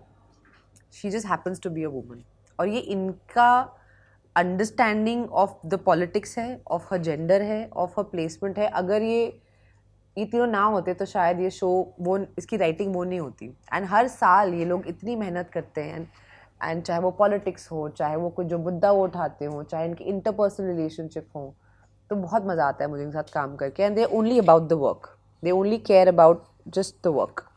अभी भी हम लोग यहाँ बैठे हैं, वहाँ राइटिंग चल रही है सीज़न 5 की। जॉली LLB 2 में आपके कुछ सीन्स काटे गए थे? उसमें सीन्स थे ही नहीं मेरे। थे पर और शूट 2 में, अच्छा हाँ, नॉट 2 3 में, हाँ 2 में, हाँ मेरे कुछ सीन काटे गए थे। एंड ऑफ कोर्स आपने नाराजगी जाहिर की फिर? हाँ बट किसी ने सुना नहीं। एक्चुअली वो वैसे ही बहुत छोटा सा कैरेक्टर था, ज़्यादा कुछ था नहीं उसमें। How does it work? जैसे कैसे तय होता है कि यार ये सीन छोटा कर, इसका रोल काट दो, मतलब कि क्या क्या आधार आई है डोंट थिंक कोई ऐसे जानबूझ के कोई आपके साथ कोई खुन्नस निकालता है, ऐसा होता नहीं। कभी कभी क्या होता है, क्रिएटिव कोई चीज़ होती है, आप लिखते कुछ हो, जब उसको सीन को शूट करते हो तो आपको शूट करते करते लगता है कि यार इसकी शायद ज़रूरत इतनी नहीं है। लाइक वो जो सीन की हम बात कर रहे हैं वो ये था, वो शायद अगर आप ट्रेलर निकाल के देखोगे, जो पहला ट्रेलर है जॉली का, तो उसमें मेरा डायलॉग है, मैं जॉली को बहुत तेज़ से डांट देती हूँ कि तुम क्या कर रहे हो, तुम गलत कर रहे हो, और मैं उसको राह दिखाती हूँ। काफ़ी पावरफुल सीन था, अच्छे से शूट भी हुआ था। बट जब आई थिंक हमने जब वो शूट किया, तो क्योंकि अगर आपको फिल्म याद होगी, वो एक कैरेक्टर जो है वो करती है because of what jolly does. तो जब वो शूट हो गया तो हमको लगा यार इसके बावजूद भी अगर इस इंसान को अगर किसी के समझाने की ज़रूरत है तो हीरो का कैरेक्टर गिरता है। That was a thought behind it. तो ऐसा नहीं है कि आई वुड से कि किसी ने जानबूझ के मेरे साथ मुझे सैबोटाज करने की कोशिश की। कभी कभी ये चीज़ें हो जाती हैं, of course as an actor वो पर्सनली आपको वो चीज़ अफेक्ट करती है, but I can't blame anybody for it, this sometimes it happens. Luv Shuvtey chicken Khurana जब की तो घर वाले इसलिए खुश हो गए कि फाइनली एक फूड फिल्म तो कर ली। या Luv Shuvtey chicken Khurana fun film थी। फन फिल्म मुझे अच्छा, आपके लिए शूट करते टाइम अब तक की सबसे फन फिल्म कौन सी रही है, जिसके सेट पे बहुत मजा आया और सीखने को मिला? नहीं बोल रहा हूँ मैं, हाँ। मजा आया, मस्ती करी। हाँ मस्ती बहुत। लव शफ्ते वाज फन क्योंकि हम सारे 20 साल के थे, तो बहुत यंग सेट था और खूब मस्ती करते रहते थे। गैंग्स में बहुत मजा आया। और कौन सी फिल्म में मजा आया? अच्छा, सब पे हम लोग मस्ती तो करते रहते हैं, ऐसा नहीं है। हम लोग मतलब हम लोग काम बहुत सीरियस करते हैं, बट हम लोग सीरियस इंसान बिल्कुल नहीं है। जैसे मुझसे बहुत लोग बोलते हैं अपने प्रोसेस के बारे में बताइए और कुछ ये बोलिए, मेरे को लगता है भाई इतने लोग आके इतने लंबे लंबे कसीदे पढ़ देते हैं अपने प्रोसेस के बारे में, दिखता विकता कुछ है नहीं परफॉर्मेंस में। तो मुझे लगता है कि मैं प्रोसेस के बारे में, इट्स ट्रू, मैंने कहा इतनी बातें भाई, 3 घंटे का इंटरव्यू दिख नहीं रहा, मगर आपने जो किया है। किसका देखा आपने? हाँ वो मैं बाद में बताऊंगी। हैं 2-3 नाम, वील डिस्कस। बट तो आए तो मुझे तो बहुत डर लगता है कि मुझे अपने प्रोसेस के बारे में बात ही नहीं करनी है, दिखा दो करके। पर चिकन की खुराना, हाँ खुराना, जो खुराना चिकन की रेसिपी थी उसमें लास्ट में उसका सीक्रेट इंग्रेडिएंट पता चलता है, वो जी एक इलीगल सब्सटेंस है जो वो डालते हैं। क्या है उसमें? गांजा डालते हैं ना। हाँ। तो मैं इनके मुंह से बुलवाना चाह रही थी। बोलना इलीगल नहीं है, उसका जो उच्चारण है ना वो इलीगल नहीं है। तो मतलब सिंस आपकी फैमिली फूड बिजनेस में है और आप... ये भाई क्या बोल रहे हो? अरे नहीं। सोच समझ के सवाल पूछो यार, पता चला कल को कोई दिक्कत आ गई। कॉमा लगाया मैंने अभी, मेरा सेंटेंस पूरा नहीं हुआ। मेरी फैमिली सिर्फ नॉन वेज का जी मैं फूड बिजनेस में है। मैं ये कह रहा था आपको कुकिंग पसंद है, बट मैं किसी क्विजीन में किसी डिश को बनाते हुए कोई सीक्रेट इंग्रेडिएंट आपको मालूम है क्या कि ये वाला इसमें डालने पे ना? अवैध टाइप का? अवैध हो जरूरी नहीं, अवैध भी चलेगा वैसे। बट ये कि जैसे कुछ लोग बताते हैं ना कि यार पपीता, कच्चा पपीता किसमें? मटन में डलता है कुछ डिशेस में, तो एकदम ये सीक्रेट है। वैसे वो एकदम सॉफ्ट हो जाता है मटन। कभी आपने गोश्त का क्या होता है ना, अच्छा गोश्त वो एक हाथ से टूटना चाहिए। अगर गोश्त को आपको 2 हाथ से करना पड़े तो मतलब वो ठीक से बना नहीं। तो कभी कभी कच्चा पपीता डलता है। This is the secret thing, आज मैंने बता दिया आपको। पापा से डांट पड़ेगी अब। आपके यहाँ वाले में पड़ता है कच्चा, बट वो कच्चा पपीता का टेस्ट नहीं आता उसमें। नहीं, देखो हम जिस तरीके से हम लोग बनाते हैं ना, मतलब हमसे हिंदुस्तानी, हमारे यहाँ जो है ना, हम जिस तरीके से नॉनवेज पकाते हैं, गोश्त का टेस्ट तो आता है नहीं उसमें, मसाले इतने भरे होते हैं। करेक्ट? कोरमा मतलब दुनिया जहाँ के मसाले उसके अंदर होते हैं। वी डोंट लाइक, हम लोग स्टेक वेक वाला हमारे यहाँ वो सिस्टम है नहीं। हमें उसका गोश्त की मीठीनेस नहीं पसंद है। तो जितने मोहब्बत से हम सब्जियां बनाते हैं, उससे ज़्यादा मसाले डाल के हम उसको बनाते हैं। तो कच्चा पपीते का तो चांस ही नहीं है कि उसका आपको खुशबू भी आ जाए। पर जो वो सिर्फ एज अ सॉफ्टनर काम करता है। जो इंडियंस कभी बाहर जाते हैं, मतलब लाइक से ब्रिटेन, यूरोप, और वहाँ जिस तरीके से मीट खाया और खिलाया जाता है, आप गई होंगी, तो मन लगता है उसमें, मतलब कि यार ये क्या है यार, स्पाइसेस तो चाहिए ही चाहिए। हाँ, मसाले तो चाहिए, मसाले तो चाहिए, बट यूरोपियन कंट्रीज में वो उनका खाना ही वही है, वो क्या करे, तभी तो आए थे वो हिंदुस्तान मसाले ढूंढते ढूंढते स्पाइसेस की तलाश में। बट नहीं, स्टेक्स भी अच्छे होते हैं, बट डिपेंड करता है, मतलब कि क्या स्टेक पर है। पर्सनल पैलेट क्या है आपका। हाँ, मेरा वो मिस हो गया, क्या मैंने वर्ड प्ले मारा कि डिपेंड करता है कि स्टेक पर क्या है। अच्छा, लाइक हाँ, दैट, हाँ, like that. नाइस। हॉलीवुड का एक्सपीरियंस कैसा रहा? जैक स्नाइडर के साथ काम करने का, जस्टिस लीग बनाई है, लेजेंड आदमी है, पर कितना फ़र्क है यहाँ काम करने और वहाँ काम करने कोई में? फर्क नहीं है, काम नहीं? काम होता है। वो सिर्फ इंग्लिश में बातें करते हैं, कॉल टाइम इंग्लिश में आता है, वैसे बस हमारे में भी इतना? इंग्लिश में ही आते हैं आजकल। कोई फर्क नहीं होता। आई थिंक आप एज एन एक्टर आपका काम सेम रहता है। और मेरे को तो बहुत मैंने तो फिल्म ही इस चक्कर में की थी कि मुझे देखना है कि ये लोग फिल्में बनाते कैसे हैं, यू नो। क्या था, Army of the Dead? Army of the Dead. So I was very excited to see कि इनका प्रोसेस क्या है to make this kind of big movies. तो बनती कैसी है, इनका प्रोसेस क्या होता है। फ़र्क ये होता है जब ये एक्शन सीक्वेंसेस वगैरह शूट करते हैं तो पूरा जाके ये उसको सेट करके उसको शूट कर लेते हैं और एडिट कर लेते हैं with stuntman and all of that. और फिर जो एक्टर्स आते हैं तो उसके बाद आप पूरा वो जो है उतना ही स्पेसिफिक आप वापस रिक्रिएट करके शूट करते हो। तो एग्जैक्टली उनको पता होता है, ताकि वो सेफ्टी कंसर्न्स होते हैं, बहुत सारी चीज़ें होती हैं, तो उनको एग्जैक्टली उनको एडिट स्टाइल और पैटर्न पता है कि उनको एग्जैक्टली चाहिए क्या। But otherwise as an actor आपका काम तो सेम ही रहता है, मतलब आपको अपना काम तो करना ही पड़ता है। ठीक है, ऑन दैट नोट मैं अब ऑडियंस के लिए माइक ओपन कर रहा हूँ, उनके सवाल अब लेते हैं। ठीक है। हाय उमा। हाय। मेरा नाम गर्वित है। चिकन की बात हो रही थी, आप लोग दिल्ली का चिकन सबको बहुत फेमस है, मतलब सब फेमस है ऐसा मानते हैं सब लोग, सब कहते हैं। आपने इसके अलावा चिकन और कहाँ का टेस्ट किया जो आपको लगता है बेस्ट है? क्योंकि हम लखनऊ से हैं, वहाँ का भी चिकन बहुत बढ़िया, और बड़ी डिबेट होती है यहाँ पर भी। आप कंफर्म लखनऊ से हैं? हाँ जी। तो चिकन की बात क्यों करें, आपको तो मटन की बात करनी चाहिए। ठीक है, मटन की भी कर सकते हैं। ये अब रियल अभी असली में शाकाहारी निकलेगा। हाँ। नहीं, असली में शाकाहारी नहीं हो, आज भी खाई थी मैंने बिरयानी। किसकी, चिकन की? नहीं, मटन की। करेक्ट, ये ट्रिक क्वेश्चन था, क्योंकि चिकन की बिरयानी नहीं होती है, बिरयानी सिर्फ होती है। बिरयानी की तो मैंने बात ही नहीं करी, मैं तो कह रहा हूँ आपको कहाँ का इसके अलावा चिकन बहुत पसंद है। मुझे कहाँ का चिकन पसंद है? ऐसे मत बताइए, यहाँ का फला वाला चिकन, यहाँ का ये वाला गोश्त, ओके, और यहाँ के कबाब। ठीक है, डन, ऐसे बताती हूँ मैं। तो जामा मस्जिद में एक चंगेजी चिकन मिलता है, वो मुझे बहुत दिमाग ख़राब मिलता है। मेरे अपने रेस्टोरेंट की सलीम की निहारी मुझे बहुत अच्छी लगती है, वो ज़रूर खाइए। एक हमारे दोस्त हैं रिचर्ड, उनका गोवा में एक श्री करके रेस्टोरेंट है, वो पेस्केटेरियन रेस्टोरेंट है, वेजिटेरियन है। वहाँ पे वो बनाते हैं फ़िश खुराना। ठीक है। वो आफ्टर जो चिकन खुराने के नाम वो फ़िश खुराना, वो मुझे बहुत पसंद है। आपने रिकमेंड किया था वो नाम? नहीं, उसने खुद रखा था। मैं उनको बचपन से जानती हूँ, जब मेरी फिल्म वो आई तो उनने उस चक्कर में उसका नाम रख दिया। काफ़ी टेस्टी डिश है। ठीक। और मुझे क्या पसंद है कहाँ का मटन, आई थिंक हैदराबाद की मुझे जो जो बिरयानी होती है मुझे वो बहुत पसंद है। और क्या अच्छा है चिकन मटन कहाँ का, एक हमारी तबस्सुम बाजी हमारे घर पे बहुत अच्छे कोफ्ते बनाती है। ओके, वो मुझे बहुत पसंद है। किसके कोफ्ते? मटन के कोफ्ते। Have you tasted ever galouti? I've tasted galouti, I've tasted Tunde kebab, I've tasted everything. Okay. But Lucknow, आप लखनऊ से हैं तो लखनऊ नहीं, ऐसा जानबूझ के आपको तारीफ नहीं करनी है। हाँ, क्या? आपको नहीं, मैं टेलिंग यू, लखनऊ की जो शुक्ला जी की जो मटर की चाट है, हाँ जी, उसका वो दिमाग खराब है। वो मैं हमेशा जब भी जाती हूँ, मैं हमेशा जाके वो मटर की चाट जरूर खाती हूँ। अच्छा, ये आप किसी को कॉम्प्लीमेंट देती हैं तो ये आपका तकिया कलाम है कि दिमाग खराब चीज़ है। दिमाग खराब है, हाँ। Oh shit. नोटेड। एक सवाल और है मेरा जी, थोड़ा सीरियस क्वेश्चन है कि हेड्स अप, कॉकरोच जनता पार्टी का प्रोटेस्ट चल रहा है।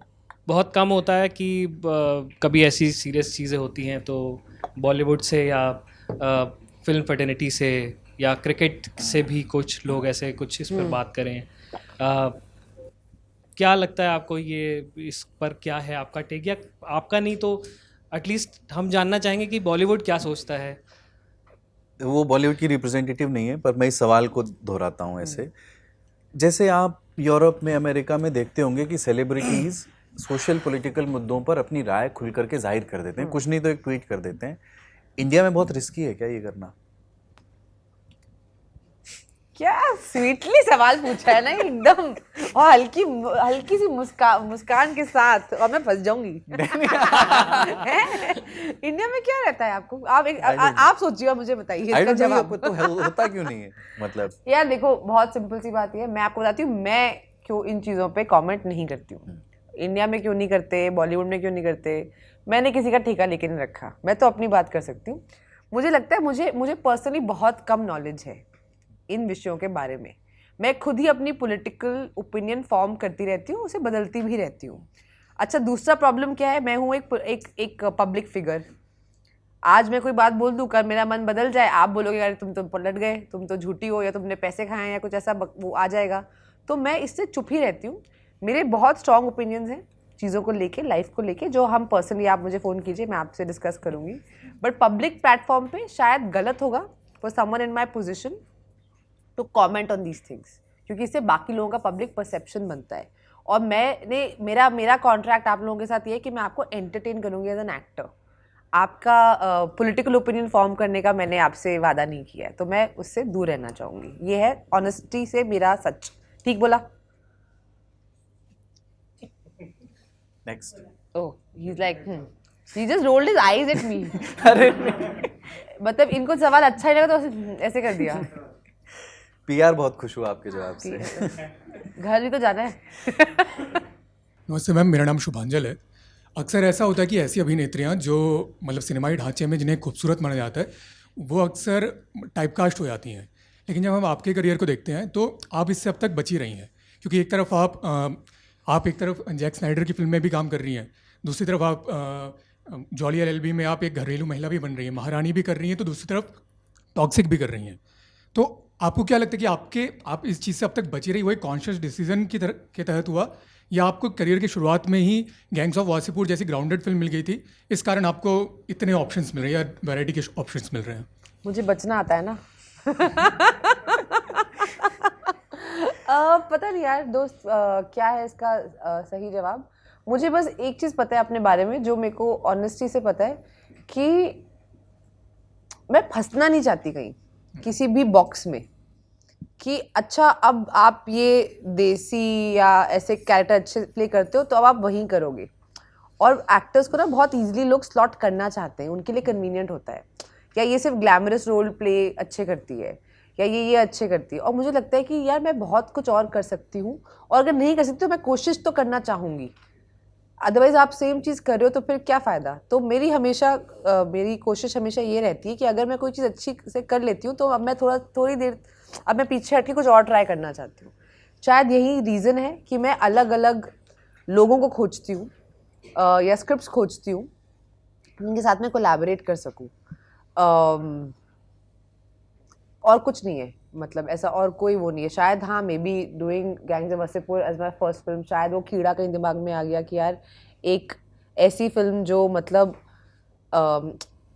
इतनी रूटेड फिल्म है इंडिया से, वो उसका ग्लोबल इम्पैक्ट भी हो सकता है। तो हमारी जो कहानियाँ हम उनको एक ग्लोबल लेंस से अगर बनाएं तो वो डेफिनेटली ट्रैवल कर सकती है। वो कहीं ना कहीं मेरे मन में है कि हाँ, मुझे हमेशा एक आधा फिल्म ऐसी करनी है, या तो किसी फॉरेन मेकर के साथ, या हमारी कहानी जो हम इंटरनेशनली ट्रैवल कर सके। ये मेरा एक रहता है हमेशा। ठीक है मैम, मेरा एक और सवाल है। सीरियस है उनकी तरह? हाँ सीरियस है। अच्छा फिर ठीक है। तो आप यश की फिल्म टॉक्सिक में काम कर रही हैं, और टॉक्सिक के लिहाज से 19 मार्च की डेट बहुत इंपॉर्टेंट है, क्योंकि उस दिन टॉक्सिक और धुरंधर 2 का क्लैश होने वाला था। लेकिन अचानक इस तरह का मतलब बात सामने आई कि टॉक्सिक को पोस्टपोन कर दिया गया, और तब ये कहा गया कि मिडिल ईस्ट में जो युद्ध हो रहा है उसके कारण हमने ये फिल्म को टालने का फैसला किया है।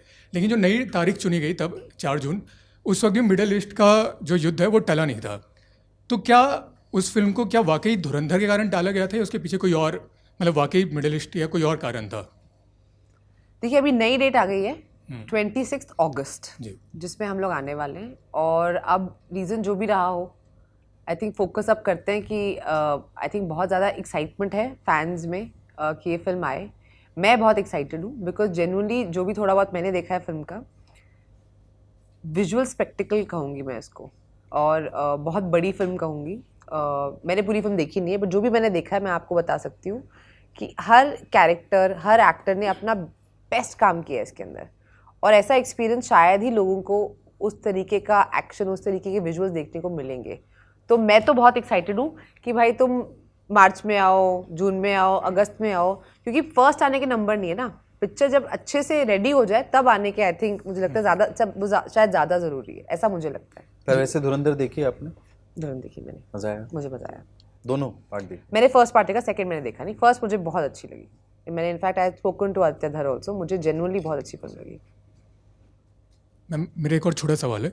टॉक्सिक के बारे में ये कहा जा रहा था कि ये एक मतलब गीतू मोहनदास ये कह रही थी कि ये महिला केंद्रित फिल्म है और महिलाओं को बहुत ही पावरफुल ढंग से दिखाया गया है, लेकिन जब फिल्म के टीज़र आए या ट्रेलर्स जो भी मतलब उनके एसेट आए, उनमें जो लीड एक्ट्रेस है उनको मतलब वो नदारद रही उनसे, तो इसके पीछे क्या वजह है? मतलब आई फील अभी आपने टॉक्सिक के बारे में कुछ देखा ही नहीं है, तो रुक जाइए। अभी तो जो सारी लीड एक्ट्रेसेस हैं फिल्म में, उन्होंने बहुत अच्छा काम किया है। एंड मैं अपनी बात नहीं है, मैं सबकी बात कर रही हूँ। और गीतू मोहनदास, अगर आप उनको जानते हैं, उनके काम से वाकिफ़ हैं, तो वो एक्चुअली एक art house Malayali film maker है। उनकी आप फिल्म्स देखिए अगर पहले की, लायस डाई या मिथुन, बहुत ही कमाल की फिल्म्स हैं, और उन्हें बहुत इंटरनेशनल अक्लेम भी उनको मिला उनकी फिल्मों से। तो जब ये फिल्म मेरे पास लेके आई ना, तो मैं इस पॉसिबिलिटी से एक्साइटेड थी कि एक महिला फिल्म मेकर, जिसके लिए बहुत मुश्किल होता है इस इंडस्ट्री में, कमर्शियल दुनिया में काम करना, because mostly lot of male actors don't like to take orders from a female director, I am gonna say this, but the fact that Geetu Mohandas इतनी बड़ी फिल्म डायरेक्ट कर रही है, यश जैसे इतने बड़े सुपरस्टार के साथ काम कर रहे हैं, बहुत ही हेल्दी कोलैबोरेशन है उनका, और ये जो उन्होंने फिल्म बनाई है, मुझे ऐसा लगता है ये डेफिनेटली लोगों को हिला के रख देगी। और जो लड़कियां भी जिसमें हैं, अगर इतनी बड़ी बड़ी एक्ट्रेसेस इसमें काम कर रही हैं, तो कुछ तो होगा ना मेरे दोस्त, थोड़ा पेशेंस रखो, सब दिखेगा आपको। कियारा आडवाणी, नयनतारा, आप और तारा सुतारिया एंड रुक्मणी हसन। बॉलीवुड में नेपोटिज्म को लेके एक डिबेट चलती है जी। हम सब लोग एक अज्यूम कर लेते हैं कि नेपोटिज्म मतलब स्टार किड को कैसे काम मिलता है। आपका ऐसा कोई बैकग्राउंड नहीं था, आप आउटसाइडर थी, उसके बाद भी आपने बहुत अलग अलग तरह के रोल किए और बहुत एक विविध काम किया। Thank you. तो एक आउटसाइडर को, जैसे मैं अगर बॉलीवुड में जाऊं और एक्टर बनना चाहूं, तो काम मिलने का प्रोसेस कैसा होता है? या फिर मान लीजिए कि 3-4 अच्छी फिल्में कर ली, उसके बाद भी क्या अप्रोच करना पड़ता है रोल के लिए, या फिर सामने से ऑफर आते हैं? मतलब क्या प्रोसेस क्या होता है बॉलीवुड में रोल मिलने का? जब तक मैं ऑडिशन दे रही थी ना, तब तक बहुत आसान था। आप ऐसे कमरे में जाते थे, एक कैमरा ऑन होता था, आपको लाइनें दी जाती थी, आप ऑडिशन देते थे, आप अच्छे होते थे तो आपका सिलेक्शन होता था, नहीं होते थे तो आपका सिलेक्शन नहीं होता था। और मुझे लगता है कि मेरी पहली की कुछ फिल्में 1.5 इश्किया तक सारी फिल्मों का मैंने ऑडिशन दिया है, और इस बात का गर्व है मुझे, क्योंकि कोई चीज़ ऐसे कोई प्रोजेक्ट मेरे लिए सेट नहीं किया गया। मैं लिटरली कोरा एक रूम में ऐसे घुसती थी, आप मुझे लाइन दें, मैं सीन पढ़ती थी, और उसके बेसिस पे आपका सिलेक्शन होता था। तो मेरी पहली 4-5 फिल्में मुझे ऐसे ही मिली, और मैं बहुत खुश थी। उसके बाद ना एक पहले भी हम डिस्कस कर रहे थे, एक कैसे कहूँ, एक चलन होता है जगह का, वो समझने में थोड़ा समय लगता है। एक पॉलिटिक्स होती है हर जगह की, उसको अंडरस्टैंड करने में थोड़ा टाइम जाता है, जो शायद मैं अभी भी शायद ठीक से समझ नहीं पाई हूँ, अगर मैं ऑनेस्टली आपको बोलूँ तो। विच इज़ वाई मैं शायद बहुत सारे लोग हैं जिनके साथ मैं काम शायद मैंने नहीं किया है, नहीं करूँगी, वो अपॉर्चुनिटीज़ आती भी नहीं है मेरे पास। क्यों नहीं आती हैं उसका तो खैर ऊपर वाला ही जाने, या वो लोग ही जाने। और इस बात का कोई दुख नहीं है मुझे, कोई गम नहीं, क्योंकि मुझे लगता है कि मुझे उन लोगों के साथ काम करना है जो मेरे साथ काम एक तो करना चाहते हैं, या मुझे अपनी अपॉर्चुनिटीज़ खुद क्रिएट करनी है। जैसे मैं अपनी प्रोडक्शन हाउस में अपने भाई के साथ हम लोग बना रहे हैं।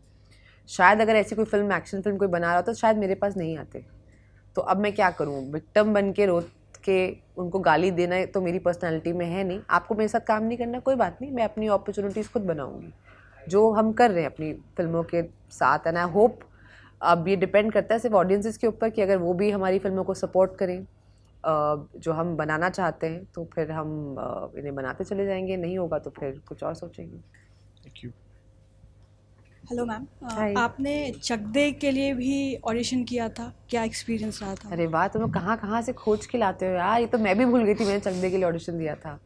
मुकेश छाबड़ा जी जो अब बहुत बड़े कास्टिंग डायरेक्टर हैं, उनसे मेरी पहली मुलाकात हुई थी जब मैं मिस्टर NK शर्मा एक्ट 1 के ग्रुप में काम करती थी।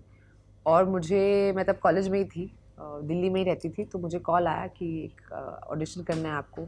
तब उनके बॉस होते थे अभिमन्यु रे करके कास्टिंग डायरेक्टर। तो मुकेश ने मेरा एक GK2 में ही एक कोई गेस्ट हाउस टाइप की सीढ़ियों पे मेरा ऑडिशन लिया था। फिर हम चाय पीने गए थे, तो चाय की टपरी में बैठ के वहाँ पे हमने चाय वाय पी थी, तो उसके लिए मैंने ऑडिशन लिया था। मेरा हुआ नहीं उसमें, मगर किस रोल के लिए था?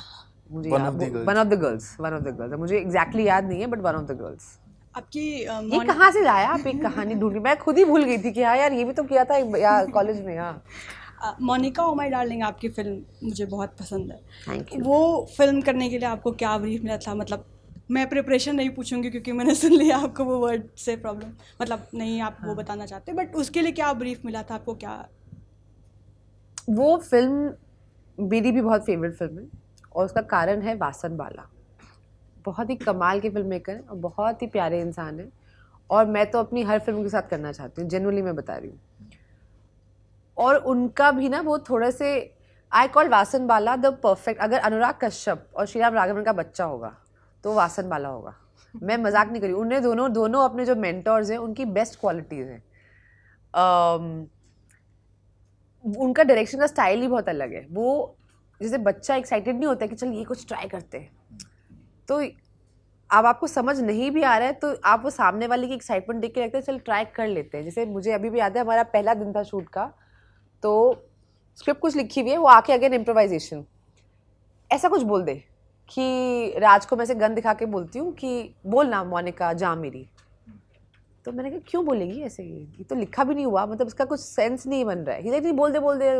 And then he had a reference in his head of that scene from Maqbool between Irfan and Tabu, and he showed me that scene also. So I was like यार ये तो बहुत ही ख़राब लगेगा या बहुत अच्छा भी लग सकता है, but that was a reference in his head. But वो इतना excited थे उस scene को लेके कि मैंने कहा चलो डायरेक्टर कन्विक्शन के साथ जाते हैं। या जैसे ये वाला सीन है, ये जब हमने ये शूट किया, मैं और सिकंदर खेर एक एम्प्टी पार्किंग लॉट में कुछ लाल सी लाइट जला के कुछ कुंफू टाइप कुछ कर रहे हैं। मैं कहा या तो ये बहुत अच्छा लगेगा या ये बहुत ही बेकार लगेगा, but I think he was so convinced and वो इतने एक्साइटेड थे। और अगेन उनका ना अपने फीमेल प्रोटैगनिस्ट को देखने का एक नज़रिया है। वो कभी भी, चाहे वो गलत ही क्यों ना कर रही हो, उसको कभी भी गिराते नहीं है। जैसे मोनिका, मुझे अभी भी याद है, मैं एक इंटरव्यू कर रही थी, एक फीमेल जर्नलिस्ट ने मुझसे पूछा कि अरे मोनिका तो वैम्प है, तो मैंने बोला एक सेकेंड, बाकी लोग भी बैठे हैं, पूरी कास्ट बैठी है, वो सब गलत काम कर रहे हैं, सारे ही ऑलमोस्ट ग्रे कैरेक्टर्स हैं, उसको तो आप विलन नहीं बोल रहे हैं, तो इसको आप वैम्प क्यों बोल रहे हैं? But Vasan will never look at his actors like that, वो कभी भी उसको उस जजमेंट से नहीं देखेंगे। तो I love working on this film, it's my favourite film. डेढ़ इश्किया में माधुरी मैम के साथ काम किया आपने, कोई मेमोरेबल, कोई सेट का या शूटिंग के दौरान कोई आपको याद है किस्सा? एक प्रमोशन का किस्सा है। हम लोग दिल्ली आए थे प्रमोशन के लिए, और जो हमारा रेस्टोरेंट है वहाँ से हमने खाना मंगवाया और हमने एक लंच रखा। तो वैसे तो वो हमेशा डाइट फॉलो करती है, उस दिन वो खूब चाव से खा रही थी खुरमा बिरयानी, और मेरे फादर साहब भी आए थे।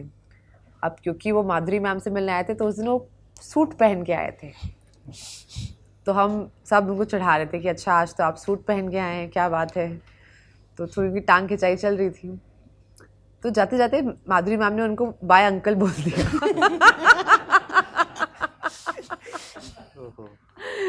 तो ये आज तक हम उनको चढ़ाते हैं कि हमने कहा था बाल लगवा लीजिए। एक तीर जो सीने तो पे थोड़ा मारा कि उनको हाय, हाय। हाँ थोड़ा चुभा, वो अब तक चुभन थोड़ी सी है। ये मैंने किस्सा खैर उनको भी नहीं बताया है, आज पता चल जाएगा। हेलो मैम, नाम मेरा अभिलाष है और रियल लाइफ में काफ़ी कूल हैं आप। मतलब जनरली हमारा परसेप्शन होता है अगर कोई स्टार है तो ऐसे पलथी मार के तो नहीं बैठेगा जैसे आप मैं बैठी थक हैं। गई थी, सॉरी, वो मेरे पाँव ना जूते। हाँ thank you, but thank you. मतलब मैं वही बता रहा था एक चीज़ पॉइंट। मेरा सवाल है इनकम सैलरी का इंडस्ट्री में, बॉलीवुड में पे में जो इनइक्वालिटी है मेल और फीमेल एक्टर्स के बीच में, उसके ऊपर आपका क्या स्टैंड है? कि उनके सारे पैसे मुझे दे दो। ये मेरा ऑफिशियल स्टैंड है, क्योंकि ये सवाल मुझसे पूछते हैं तो मैं यही बोलूँगी कि इक्वालिटी होनी चाहिए, हमारे साथ गलत हो रहा है, बट उसके मतलब उसका कुछ मतलब नहीं है इस बात का। आई फील मेल स्टार से सवाल पूछना चाहिए कि उनको क्या लगता है कि भाई जो अनइक्वल पे है, how are they okay with this. वो जब आके इतनी अच्छी अच्छी बातें करते हैं सब, तो उस वक्त पे सवाल पूछने चाहिए उनसे कि how are you okay with this. जैसे मुझे एक किस्सा याद है, बिग बैंग थ्योरी करके एक सीरीज़ है अमेरिका की, उसमें को स्टार्स को एक्ट्रेस के लिए लोगों ने क्या किया था, इक्वल पे के लिए अपनी सैलरी डिवाइड कर दी थी। तो आपको लगता है कभी ऐसा बॉलीवुड में भी होगा, ऐसे एक्टर्स हैं जो ये करेंगे या किसी ने किया हो? नहीं, मैं सिर्फ मुस्कुरा ही सकता हूँ। आप भी मुस्कुरा के टाल लीजिए। अब मैं क्या बोलूँ आपको, इंशाल्लाह वो दिन हम देखें कभी। लगता तो नहीं है, मुश्किल है दोस्त, बट उम्मीद पे दुनिया कायम है, हो सकता है एक दिन। बट एक्चुअली पता है इनइक्वालिटी पे की कहाँ से शुरुआत, उसकी कहाँ से होती है। खाली ये नहीं होता कि सबको इक्वल पैसे दे दो, इसकी शुरुआत यहाँ से होती है कि हम जो फिल्में बनाते हैं, आप उसका रेशियो देखिए। फीमेल सेंट्रिक फिल्म अपने आप में एक जॉनर है। साल की 3 पिक्चरें मतलब मुश्किल से बनती होंगी लीडिंग फिल्म्स। ये साल एक्चुअली बहुत सरप्राइजिंगली बहुत इंटरेस्टिंग है कि बहुत सारी फीमेल सेंट्रिक फिल्में आ रही हैं, बट ये रेयर है। बहुत कम फीमेल सेंट्रिक फिल्म बनती हैं, बहुत कम उनको बजट्स मिलते हैं। अगर आप 2 स्टार्स की ऑफ इक्वल स्टैचर की फिल्में उठा के देख लें, जो मेल स्टार को बजट मिलेगा और जो फीमेल स्टार को बजट मिलेगा, उसमें ज़मीन आसमान का फ़र्क होगा। फिर आप उनके नंबर्स कंपेयर करते हैं और बोलते हैं कि अरे बस देखिए ये हीरो ने इतने टिकट बेच दिए, आप तो बेच नहीं पा रहे हैं। आप कैसे कंपेयर कर सकते हैं? एप्पल्स टू ऑरेंजेस वाला किस्सा हो गया ना। आप इक्वल, अगर आप इक्वल अपॉर्चुनिटी दें, इक्वल बजट दें, इक्वल नंबर ऑफ फिल्म्स बनाएं, तब आप ये कंपैरिजन कर सकते हैं, तब ये हेल्दी कंपैरिजन होगा। जो कहानियां हम बनाते हैं वो हीरो की जर्नी की कहानियां होती हैं। लड़कियां उसको सपोर्ट करती हैं कि तुम जाओ और मैं बॉर्डर पे लड़ाई लड़ो और मैं तुम्हारे लिए घर पे वेट करूँगी, या तुम कुछ करो and I will be the support to your journey. तो ऐसे सिचुएशन में तो अनइक्वल पे होगा ना, तो हमें कहीं ना कहीं अपनी कहानियाँ बदलनी होंगी और तब शायद ये इक्वालिटी आएगी। Thank you. मुंबई आने के बाद पहली बार शाहरुख या सलमान लेवल के आदमी से मिलके, जो डे वन मतलब कभी मिले, जब पहली बार मिले होंगे, वो फीलिंग कैसी थी? मतलब कि तो मैं आपको बड़ा अच्छा किस्सा बनाती हूँ। मैं पहली बार शाहरुख सर से मिली थी एक एड शूट के सेट पे। मैंने ऑडिशन दिया और मेरा सिलेक्शन हो गया। कोई तो पेंट का शूट था और उन्होंने बोला कि आपको जो है एक प्रेग्नेंट महिला का रोल करना है। मैं जस्ट कम टू बॉम्बे, तो सब ये सब होता है ना कि अरे आपको एक सर्टन अपने एज ग्रुप में खेलना चाहिए। मैंने कहा कोई बात नहीं, कर लेंगे यार, इतना बड़ा मौका मिला, सो आई सेड यस। अच्छा, उस टाइम पे इनसिक्योरिटी भी रहती है कि भाई कल को कॉल करके कैंसिल कर दिया, किसी और को ले लिया, सच अ बिग एड। 2 दिन बाद मुझे फिर से कॉल आया कास्टिंग वाले का कि ना एक दिक्कत है। तो मैंने कहा ओहो, ये तो चला गया ऐड हाथ से। तो दिक्कत क्या है कि ना वो ऐड वाले चाहते हैं कि वो जो पेंट है वो बहुत हेल्दी पेंट है, तो एक छोटा बच्चा भी चाहते हैं आपके साथ। तो मैं बोला किसका बच्चा है? शाहरुख सर का है ना। मैं कहा कोई बात नहीं, करते हैं ऐड। तो मेरा पहला जो शॉट था लाइव का, I am playing a pregnant woman and I am sitting on a chair exactly like this, और शाहरुख सर आते हैं और बड़े स्वीटली मेरे पाँव पे वो नेल पेंट कर रहे हैं। तो उस दिन आई वाज लाइक कि आज मैं रिटायरमेंट ले सकती हूँ। I have worked with my childhood hero and this is the first shot of my life. तो I think that was the first time I met Shahrukh sir. और सलमान? उनके साथ मैं पहली बार कब मिली थी? उनके साथ मैं पहली बार मिली थी, my brother plays CCL, celebrity cricket league. तो उनसे मैं एक मैच में मिली थी, दुबई में मैच हुआ था, वहाँ पे मैं पहली बार मिली थी उनसे। तो वो तो बहुत ही चिल थे, बहुत ही कूल थे। वो तब I think Honey Singh was performing stadium में, तो उन्हें मुझे बोला आओ सब लोग, हम लोग सब एक्टर्स वहाँ पे डांस करें। तो उन्हें मुझे भी बोल दिया, तो मैं भी जाके I started dancing on stage. So it was very surreal for me. चलिए, बहुत शुक्रिया, आपने समय दिया। मैं बहुत सारे लोगों के इस हासिल महफिल चीज़ें होंगी, कुछ किस्से यादें, मेरे लिए तो दिमाग ख़राब है। हिंदी में एक शब्द होता है उलट बांसी। हाँ। उलट बांसी का अर्थ ये है कि जो कहा गया है उसका मीनिंग जस्ट उल्टा है। अच्छा। तो ये एक उलटबासी है कि दिमाग खराब। जो भी खूबसूरत लगे उसको दिमाग खराब कहिए। तो मैं दर्शकों से ये कहना चाहता हूँ तो मैं दिमाग खराब लड़की हूँ मतलब। 100% दिमाग खराब फिल्मों, दिमाग खराब किताबों, दिमाग खराब भोजन और दिमाग खराब दोस्तों की तलाश करते रहिए। इनकी फिल्म आ रही है 3 तारीख को, समय मिले तो वो भी देखिए। बहुत बहुत थैंक यू शुक्रिया। So much. Thank you. और हम लोगों की तरफ से मतलब हमारे स्पॉन्सर की तरफ से क्या बात है, कुछ हायर अथॉरिटीज़ ने, क्या बात है। तो ये साहब एक हमारे स्पॉन्सर की तरफ से एक टीवी है आपके लिए, ये आपके घर पहुंच जाएगा। तो ये आप Thank you very अपना much. पता छोड़ जाइएगा। ये अच्छा तरीका है लड़की का ड्रेस मांगने का। Thank you. Thank you so much. Thank you. Thank you so much. Thank you guys, thank you so much.